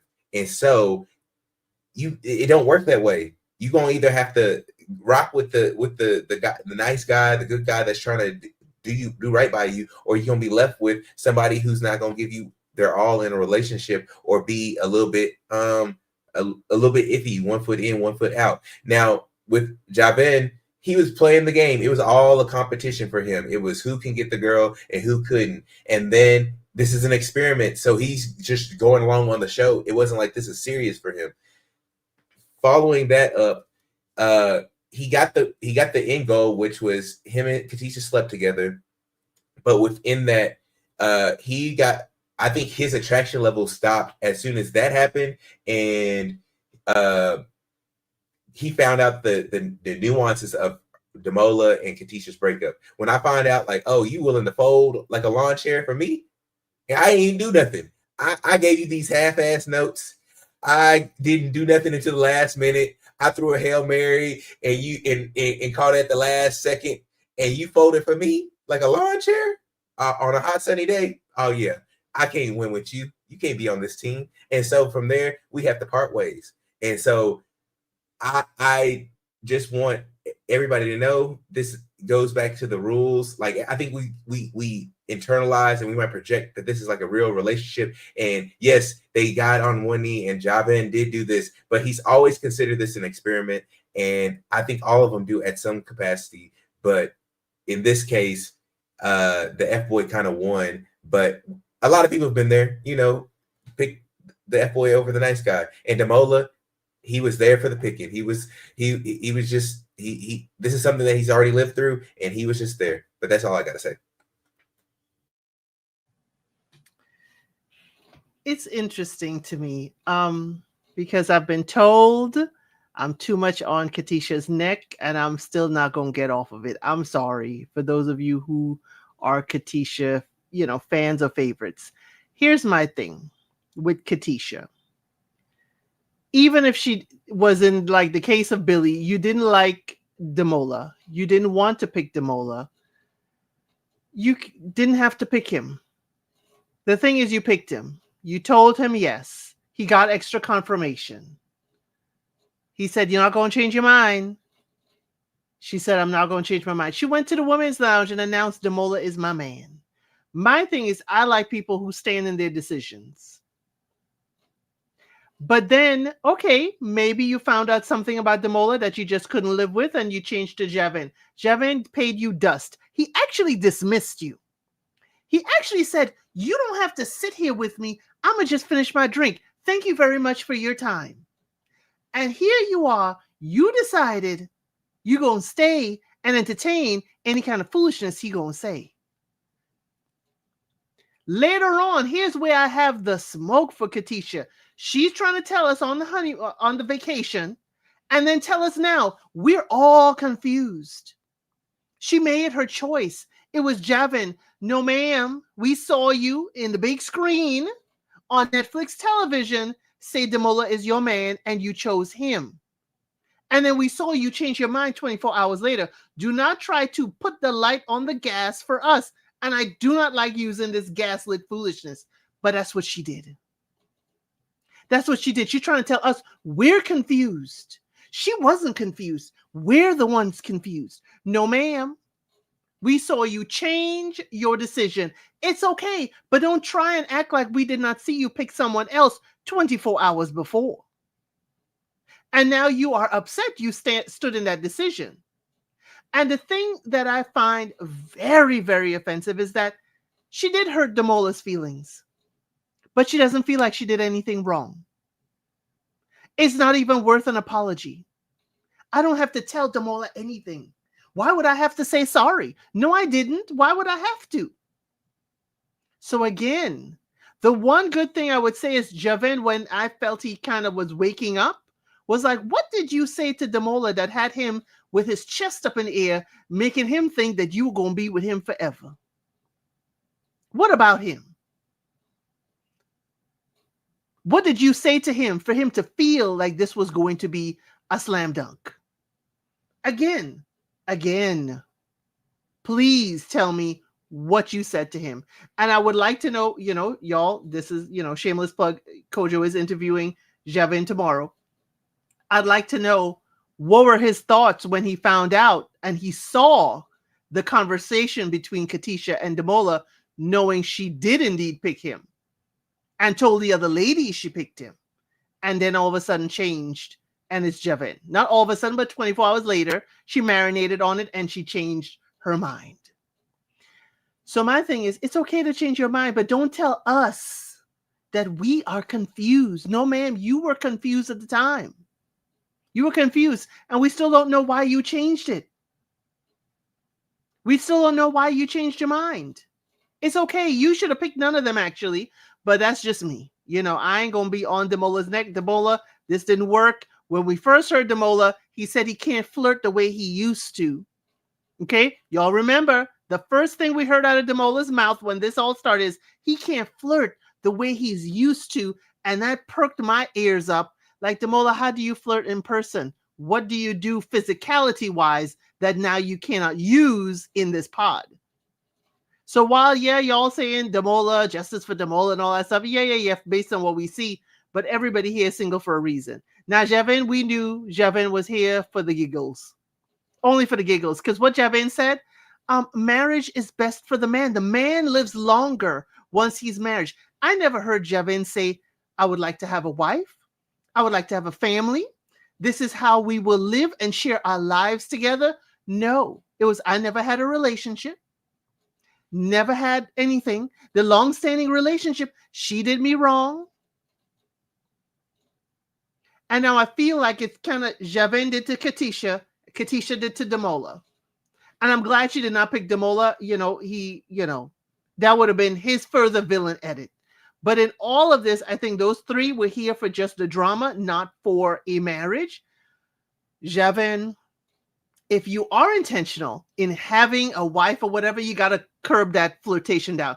And the clip that Kojo played, did y'all see his sister's reaction? Did y'all see how his sister didn't look like she didn't believe he was just being Mr. Nice Guy? She was like, like you always flirt whenever we go out all the time. That was kind of like an inkling if it was edited correctly and it followed the sequence of events. I will give that. But does it look like, yeah, I know my brother. He's a flirt, all the time flirting. He can't stop and help himself. But then again, you are a whole fiance. And Katisha, Sophie did not provide the main transgression. You have to talk to Javin. And for me, Katisha keeps Remember when Cal came to Katisha about this whole thing, she really didn't get at Cal. Katisha seems to me like she can get argumentative with a woman, but not confrontational with a man. Because I didn't see her tell any of the men, like, back off, step off, or whatever. And it further exacerbates it when she wrote her note, left her ring, and left him without an explanation. She's not used to having this kind of conversation. So again, I'm going to land my plane there. Neither three of them should have been together. Javin, based on his words, I don't think he was there for a wife. He was there to present well. Elsa, I'll tell you why she changed her mind. It's because Javin reminded her of her ex. She flat out said that after that whole situation where where Megan tells her about what he's getting up to. She said, "This is just like my ex." She literally said it. This is just like my ex. This is exactly what my ex used to do. And it was like, oh, okay. So the reason why you chose Javin over Damola is because that's what you know. That's what's comfortable for you. And even though you can't see him through the screen, that energy that you're feeling through the screen, that's very comfortable energy. So you know that with him, there's probably going to be some sexual chemistry there, but there's also going to be some crap that comes right along with it. But you're used to that. And I think that, and it was very telling when she was talking to Barta and she was saying, I'm not used to a guy going out of his way for me like that. She starts crying. I think that she has big self-esteem issues that she has not addressed. I think she's exactly the same person. I don't think anything has changed. I don't even think that she's aware that she has such low self-esteem or that she has a pattern of picking the exact same type of guy. I think that in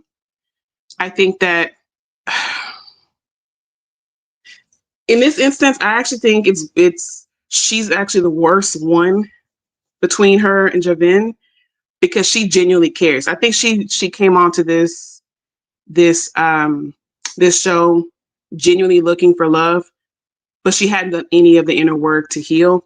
I think you're right that Javin, he's here for kicks and giggles. And I told you before, and I stand by this, nothing has changed. I think he was a producer plan. I genuinely believe him. I think Patrick and I think Sophie, well, maybe not Sophie, but I'm pretty sure Sophie. I think all of them are producer plants. And I think that it was never supposed to get this far. She was supposed to end up with Damola, but because she panicked and changed her mind at the last minute, they had to figure out a way to get him out of that. I stand on that. Nothing has changed in that situation. I think that, to be honest with you, I think Katisha and Javin are actually more alike than she would really want to admit. I think they have some similar tendencies, especially you can really see it in how she did Damola. And I know Kojo was talking a lot about this, about how she still hasn't apologized to him and how she was treating him. It's like, you're doing the exact same thing that Javin did to you. You're not any different. You're really not any different. And the fact that you can't see that is sad and a little pathetic. And I think that also, last thing, Damola. I thought Damola was going to be like a Freddie 2.0. No. And I realized it not when he had his conversation with Javin, but when he was talking with Katisha, and he was talking about, nice guys finish last. Look, who says that? And why would you feel the need to say that to her? Just tacky. You know, like I didn't like how he was moving. And then it made me think, wait a minute. He chose her. He was willing to marry her. Like, what's going on in your mind that you thought that Katisha would be a good fit for a wife? Like, really and seriously, because even in the pod, she was giving confused and undecided. Like she was going through it. You know what I mean? And I was like, why would you think that she would be a good match for you? I don't understand that. And I think the only reason why Katisha even bothered having a conversation with him is because production made her. I don't think that she actually really cared. I don't think that Javin actually cared about Damola's feelings throughout this whole thing. I really don't. That's not how they were moving. I think even when Katisha came back and she's talking to Javin about the conversation with Damola and he's asking her how it was, I think he's doing that because the cameras are on. I don't think he actually cared. I really don't. Neither one of them had any business being on the show. I'm going to end it there, but I hope that she looks back on it and she can start to at least see, hey, I think I don't like myself and I don't have much value. Maybe I should do something about that. Start there. I think that'd be a good place to start. Yeah, I'll land my plane there. The way Damola put his arm and his head down at the bar told me a whole lot about him. Y'all remember that? When she left and he was just like this. I was like, young man, just like, we would talk about sometimes Katisha's posture. I'm like, young man, what is going on? But also what's fishy for me with Damola, as I put in the chat too, Damola has done none of the press promo for the show. Nothing at all. He is completely dark. Can't kill that image. And you know what? You do that to hold on to an image so very tightly because the edit and the reality may not be the same. Again, all these people entered Love is Blind single. There's a reason why they're single. If he was that much of a great guy, he would not be on Love is Blind. So I need everybody to kind of like, yes, justice for what Katisha did in the pods, but let us not jump off the deep end and try to canonize Damola. What he presented and what he was edited to be, just like we said with Jed, just like y'all said with Freddie before, yes, he got a wonderful edit. He seems like an upstanding young man. But there's a reason why the ladies are not taking the bait. There's a reason why.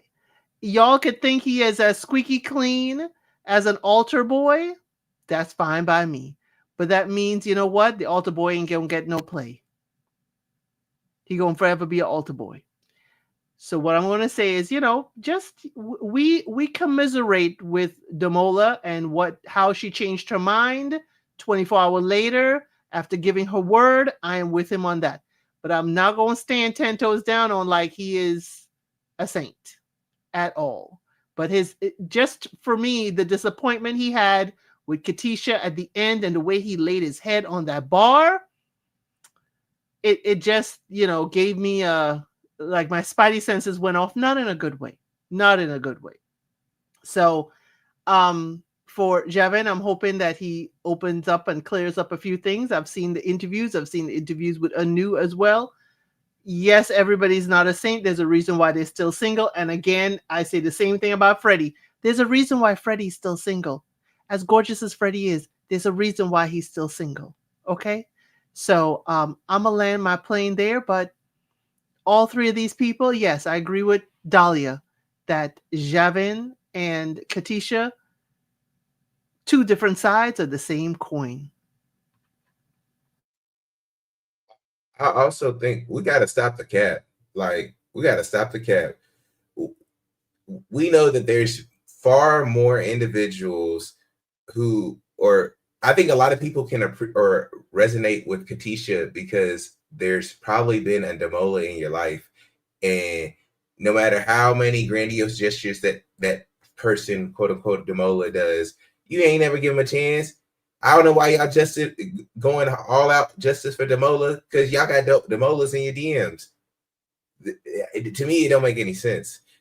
There's more times than not that you probably picked a Javin over a Damola. So this whole stance about justice for Damola, I think he's a solid individual on paper. I think the editing on both Javin and Damola's how they posture themselves, all the edits for Damola were all as good, or making him seem like he was, the hurt individual or the one going above and beyond. And we don't know about all of his relationships. According to a news interview with Jesse, he was talking to everybody. To me, Damola gives me the type of guy that talks to everybody in the friend group. That's the type of dude that Demola gives me. He's a nice guy, but he talks to everybody in the friend group. And if you deal with sisters, you know good and dang well that's the first way to get X'd out of the group is if you talk to one too many friends. And so that's what seems to me Demola's issue is. He could be a nice guy, and then Javin, he went pretty far with Megan. All the girls outside of really Megan got nothing but good things to say. Katisha he really even had no smoke for him, and she could have been team girl power with Sorova and Ashley, but she wasn't. She didn't have that much bad to say, and she looked like she still wanted to date him. I bet whenever she found out the truth at that reunion, she kind of wanted to circle back and be like, "Dang, I shouldn't have listened to Megan so tough." But that's what she get. That's what she get. She looked at it. She had more smoke for Sophie than she did for Javin. And I'm telling you, at that reunion, when we found out about the curtain, when Sophie says, "Oh, I was flirting with him," when some of the words that he was saying seem a little bit more congruent to the truth, she was like, I have overreacted. I maybe should have looked into this. And so now she got egg on her face. Everybody is talking about her, making her feel bad. And now she ain't got nobody. No Demola, no Javin. And it is what it is, because that's what happens in real life. So she flip-flopping. Yo, for sure. Damn. I hear you. Yeah, some interesting thoughts. Any last thoughts on this? Sophie, whether it's Tisha, Demola, Anu. Sorry, apologies. Any last thoughts? Sophie, I really want to say, you could tell she did the work in between the filming and the filming of the reunion. That you could tell at least she was remorseful. Like there's only a couple other people who had a better turnaround of their image than Sophie did at the reunion. And so I think that's how you address, if you are painted in a bad light, I think how Sophie handled it head on. I would hope that Javin does this in his exit interviews and stuff like that. He tackles the things a little bit more head on and holds himself accountable, because you know that he was there for the experiment. He wasn't there for the whole, to get married. He was there for giggles. And so I do want to give Sophie a little bit of credit to that. I don't know. I'm 50-50 on Sophie and her change. I think it lends to more she saw her edit and didn't like what she saw. Because to me, it was too much of a flip on her personality. You know, when she was too apologetic during this reunion. Because there were certain things that she honestly probably shouldn't have apologized for. It was like, well, why are you apologizing for that? That doesn't make sense. It's a little weird. Very strange. But like I said earlier, I used to just say, Elsa said, it goes back to whatever the agenda was during this reunion. Sophie was going to be the enemy until Sophie did the whole apology tour. You know, and I sought therapy. I'm better now. Me and my mom got a good relationship. I'm like, okay, this is strange to say the least. You know, it was all this seemed very set up, but yeah. Very strange. Very strange. It was a setup to make sure y'all didn't go too hard in on Sophie. I didn't see a single tear, but I heard a sniffle. I heard a that's all I heard. Right. Oh my God, I looked at myself. I didn't like it. I'm like, right. It was a whole lot of that.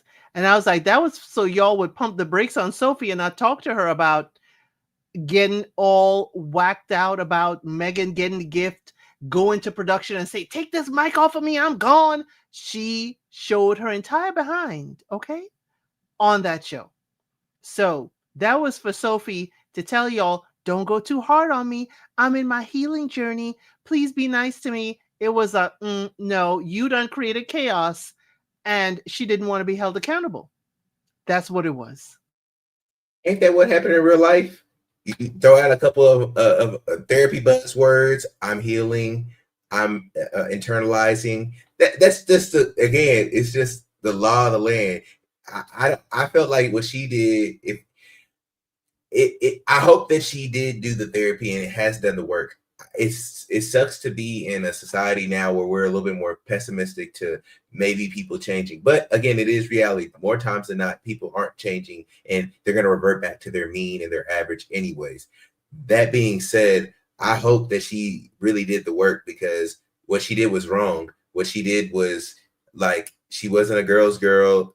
She just wasn't an upstanding individual, and how she acted to Kieran and how she acted post show or when they were doing the mixers and stuff doesn't make a lot of sense. That being said, a thing that I did find interesting was, because since everybody was in a different place in the UK, or most of them were in a different place in the UK, a lot of them never even met each other.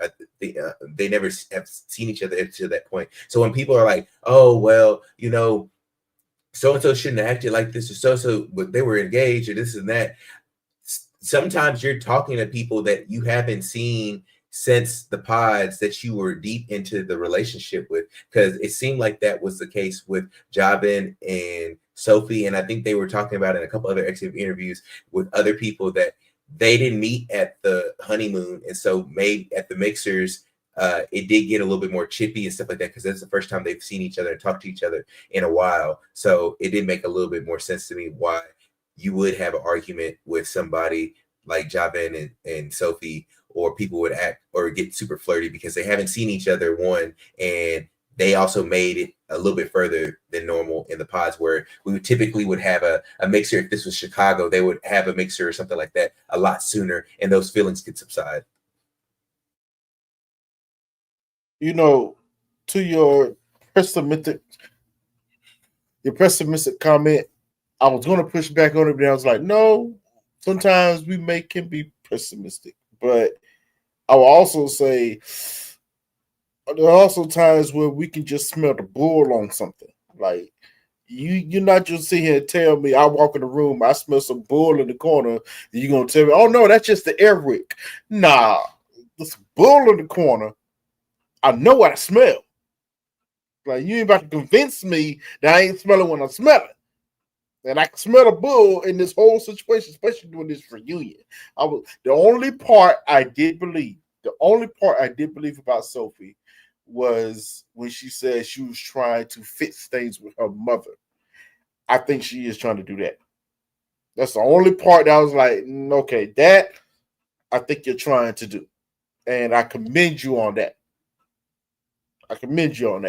Everything else, nah, that ain't, that's not the smell good candle I'm smelling. You trying to cover it up with the smell good candle. But nah, that's the bull crap in the corner. That you trying to move in the corner and tell me it don't exist. Nah.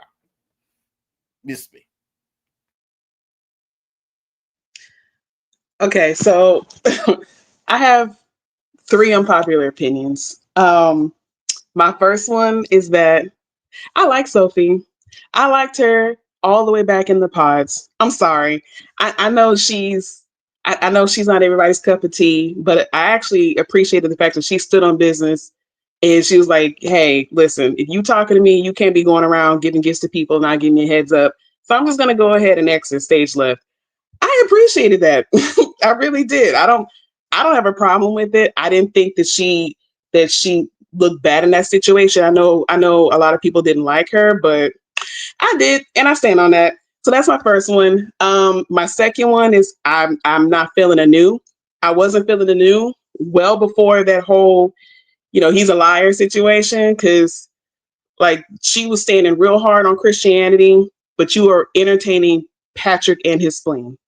Be so for real right now. That's weird. I'm sorry, but that's weird. Why are you giving him the time of the? Even the guys are making jokes about it. Like, girl, come on now. That's weird. And then the third one, I don't think Javin is that bad. I know people want to like make him out to be like this hardcore villain. Maybe it's because I'm coming from the US side where we just got done dealing with a dude who has 3 outside babies and dude, you know Tyler would have cleaned up in the UK. They weren't asking no questions. Tyler would have ate up in the UK. In the grand scheme of things, Javin is not that bad. He's not. I'm sorry. It's not even like he misrepresented himself. He was honest the whole way through. This is really all on Katisha. this is Katisha's mess. You know what I mean? And I don't like that he be smiling all the time, even when he's upset. That's a little weird. But other than that, I don't really have any issues with Javin. I really don't. So yeah, that's all I have. That's really all I wanted to say. We can move forward now. And Dahlia just proved that Javin's DMs are not empty. Okay. I promise you they're not. Cause one last thing. They're not. It's weird that they caught a shot of Javin in the shower and showed like half his behind. Do y'all remember that? I was trying not to. I was trying to. I don't know what that thing is. I didn't even know that happened. I don't know when that even happened. Girl, you just told him yourself. Hold on now. Because I don't remember that part in the scene. Listen, you know what, Dahlia, hold on. I'm gonna help you. Relax. Okay, just relax. Okay. Relax. The chat is saying that they was eyeballing. So again, y'all would have fell for Javin and Scabs too. Y'all over here acting like. That's how people fall in. It's the glutes. They get caught up in the glutes and they fall in. Oh man, justice for Demola. Demola in the DMs, empty, unread. Javin, y'all over here. He asking y'all what time it is. It's 2 a.m. What y'all doing? What you doing? What's up, big head? No, he's in bed by 10:30. He's in bed by 10:30. So Demola was right. Good guys finish last. Oh. He wasn't lying. He ain't lying. It's the truth. It happens. Unfortunately.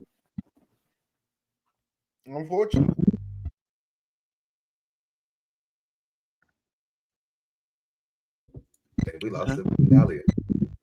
You didn't lose me. What you want me to say? I'm sticking it for Demola. Nah, she's still thinking about them glutes. I don't know why, but she's still thinking about them glutes. I don't know what it is. Relax. About DMs, and it made me think about that.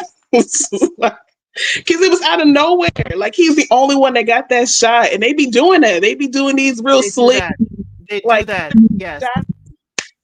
If you see the Love is Blind internationals, there are particular couples that they would let fade to black, and there are other couples that you would see the sheets are jumping. They do that with the show.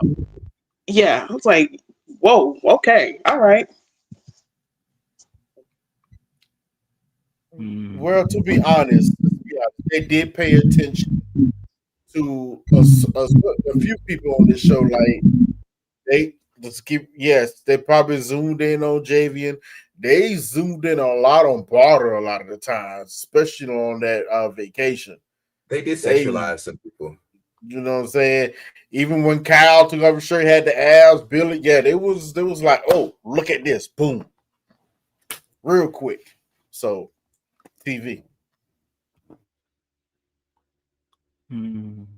We said the same about Clay and AD. Remember their season? We said they presented them and especially AD in that light as well. So we know they do that in production. They played in AD face the whole season, so it was. And she wanted to get played. She was allowing them to. And continually so. We ain't even going front about it. Continually so. But good season overall. It was a good season. It was a little slow in the beginning, and then it ended with a bang. So overall, I give it around like 8.5. 8.5. That's about right for me. I'm cool. It was 8-9 for me. I was entertained. Are you entertained? Yes, I am. I didn't know Kojo asked us to grade the season. I didn't, but they're quarterbacking, and I'm not mad at it. Continue. Listen, I'm not mad at it. You know what I mean? Do your thing, boys. I love it. That's it. What do you rank it? Well, since I've been formally asked, I'll give it a 7.2. I'm waiting for more drama because this week starts a whole new batch. I'm waiting for more drama. You done got too used to the maths Australia. I done told you. You need a detox. You need a detox. You ain't Kojo. Y'all love math Australia. And way too much. I'm going to tell you what Australia, Sheree when's is that come famous back? for. Who gonna Nigga, check me, boo? mean Who gonna check me? Mr. Elsie. That's who. No, I'm he's saying. not.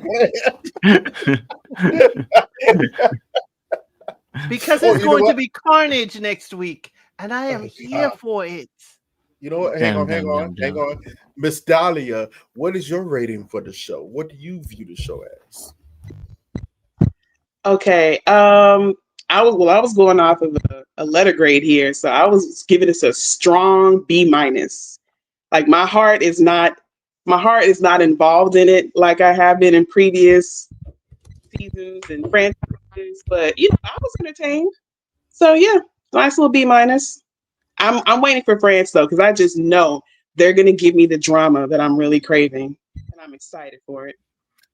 I believe we're setting ourselves up for too high of a mark. I think we need to bring it back down because we're so enamored with the drama. And if we don't get it, it's like, ugh. Have you not seen the trailer, Trey, for France? So are we watching the French one then? Is that what we're saying, guys? Might as well. I'm doing both France and Brazil. Brazil is the over 50 group, and they are already carnage based on their cast preview. They are. I always carnage. watch Brazil though. Brazil is always a fun time. I'm telling you, there's a man. France and Brazil. What at the same time? At the same time on the same days. Jesus. They did that last year with I think Sweden and Mexico. They did it at the same time. Mexico. But yes, Yeah, France, this one lady does not wish to be with a man who earns minimum wage. And that's a swapping of the folks after, maybe a Bliss and Zach in there. But yeah, we're talking about Love is Blind, not World Cup, Sonny. And Brazil is the over 50, and there are men in there with children of the same age, but they're not twins. Huh? In Brazil. Oh, they got ghetto. Wait, you say men with children of the same age as what? Not twins. Ghetto twins. Yes. Multiple different women at the same time. And these women are, this is the over 50 group. He couldn't have had that kid with someone in their 40s. So what is their age preference? That is my question. Oh. There's a man there with a 12-year-old child, and he's like 67 years old. Oh. I do have a Meet the Cast. It is going to be premiering on Saturday for Brazil. Brazil's going to be fire as well as France. I'm going to be. If you like the young girls, then why are you on this show? That don't make sense. Okay. Thank you, Trey. Elsie, Chat, what y'all think what do y'all rank the season? Like, what do y'all rate it from 1 to 10? Oh, that's my. I'm seeing some 7. Yeah, your mic could be killing us. You might be killing us. Boy. Chad, what y'all think? What do y'all rank the season? Give us out of 1 to 10. I saw a lot of 7s and 8s somewhere up in there. Ooh, first 6. Oh my god. Nova Scotia. There is Love is Blind. Poland is coming. Canada. There are other countries coming through with Love is Blind. There's already. We will review everything. Yeah. I love the fact that they're doing other countries. I like them doing other countries because I like seeing the different cultures and how they handle things. That's why I was so enamored a couple of years back with Japan. I found that whole season fascinating because they never going back. That's not so yet. Not yet, Art. There's the African countries are not there yet. They're having maths for right now, but yes. Yeah, South Africa got their one. Their one's cold, but I just can't get episodes regularly. The South Africa one is cold. Right. That first night is cold. Yeah, I can't get it regularly. I get some episodes on YouTube. I got a few bits on YouTube, but it's not regular. But it's it's cold in the sense of like not like it's so carnage, but more like it's old school Married at First Sight. What we had at Married at First Sight, old school, where it was authentic. The people actually want to try and get married. There's real, genuine issues. Like it's not like how it is now, but it's like, oh, yeah, the South African one's cold. But yes, definitely on Wednesday, y'all. Married at First Sight, Francais, and the cast is already up. Beautiful people, and Love is Blind Francais and Love is Blind Brazil. The over 50 are both premiering on Wednesday. When they have live on a Saturday. When they have Love is Blind Ghana, it's going to be crazy. We'll try and link up, Kojo. Yeah. I'm thinking Saturday, since I don't have anything on Saturday now. I'm ditching this Ready to Love. Ready to Love has been lost their Saturday place. We can't have them on anymore. Ooh. Yeah, you can't play around like that, man. It's nonsense. Someone said Love is Blind Nigeria would be heavy. It would, so we can't wait for them to get there. We can't wait. They'll get there soon. Wait, was Ready to Love. And Ghana. Nigeria, Love is Blind Ghana would go nuts. It's going to be funny. Listen. We could ask Kojo to host that one. Hey, Love is Blind Argentina. It was a couple, but they weren't a couple together. They were not married to each other. Wow. So Argentina was great. Mexico season 2 is coming out. As I said, it's going to be Poland, Canada. A lot of Love is Blind International is coming out. But France, y'all go look at the trailers for both France and for Brazil. It's going to be carnage. Good. We got to warm up for the Super Bowl in October for America. Oh, Super Bowl's in October, yeah? Austin is coming up in October as well. Yeah. Super Bowl's in October? No, not Super Bowl, but Love is Blind and Maps for US is going to be in October. Yeah, the Love is Blind. Yeah. Oh, yeah. Yeah, that's about to be crazy. That's going to be our killer time, man. We got both of them back to back. Yeah. Both of them back to back. Yeah, we're going to have a ball. Thursday nights are going to be back to a bang. So that's if Austin brings it. No, the next season, I think is it Boston? No, this season coming up is Austin. No, they're casting in Austin right now. The next actual season is Boston, and then I think it's Cincinnati, and then Denver. It's one. Denver. I know Charleston is casting too. That's cool. Yeah. They're moving out with four cities at a time now. Wow. So you're gonna see Love is Blind a lot more regularly. I'm already getting word in Charleston. It's getting messy things going. I used to live in Charleston, so it's so some of your exes might be on the cast? God, I hope not. God, I hope not. I hope so. Ooh, I do hope no. God, I hope not. No. I don't need that insider track. That's too much. The panels will be fun. We'll get an insider on interviews. Oh God, no. Nah. Oh no. Take a few for the team. Well, first of all, I don't have any drama. Everything left off of me is A1. That's what they all say. That's what it is. That's what it is. Nah, but it would be funny. Woo! Thank you, Terror Squad. We do hope, Trey, that you do have an in, whether it's one of the guys, maybe one of your friends, or one of the girls could be one of your exes. We would love that for this panel. It'll spice it up a bit. The guys wouldn't do it. Some of the girls, they might.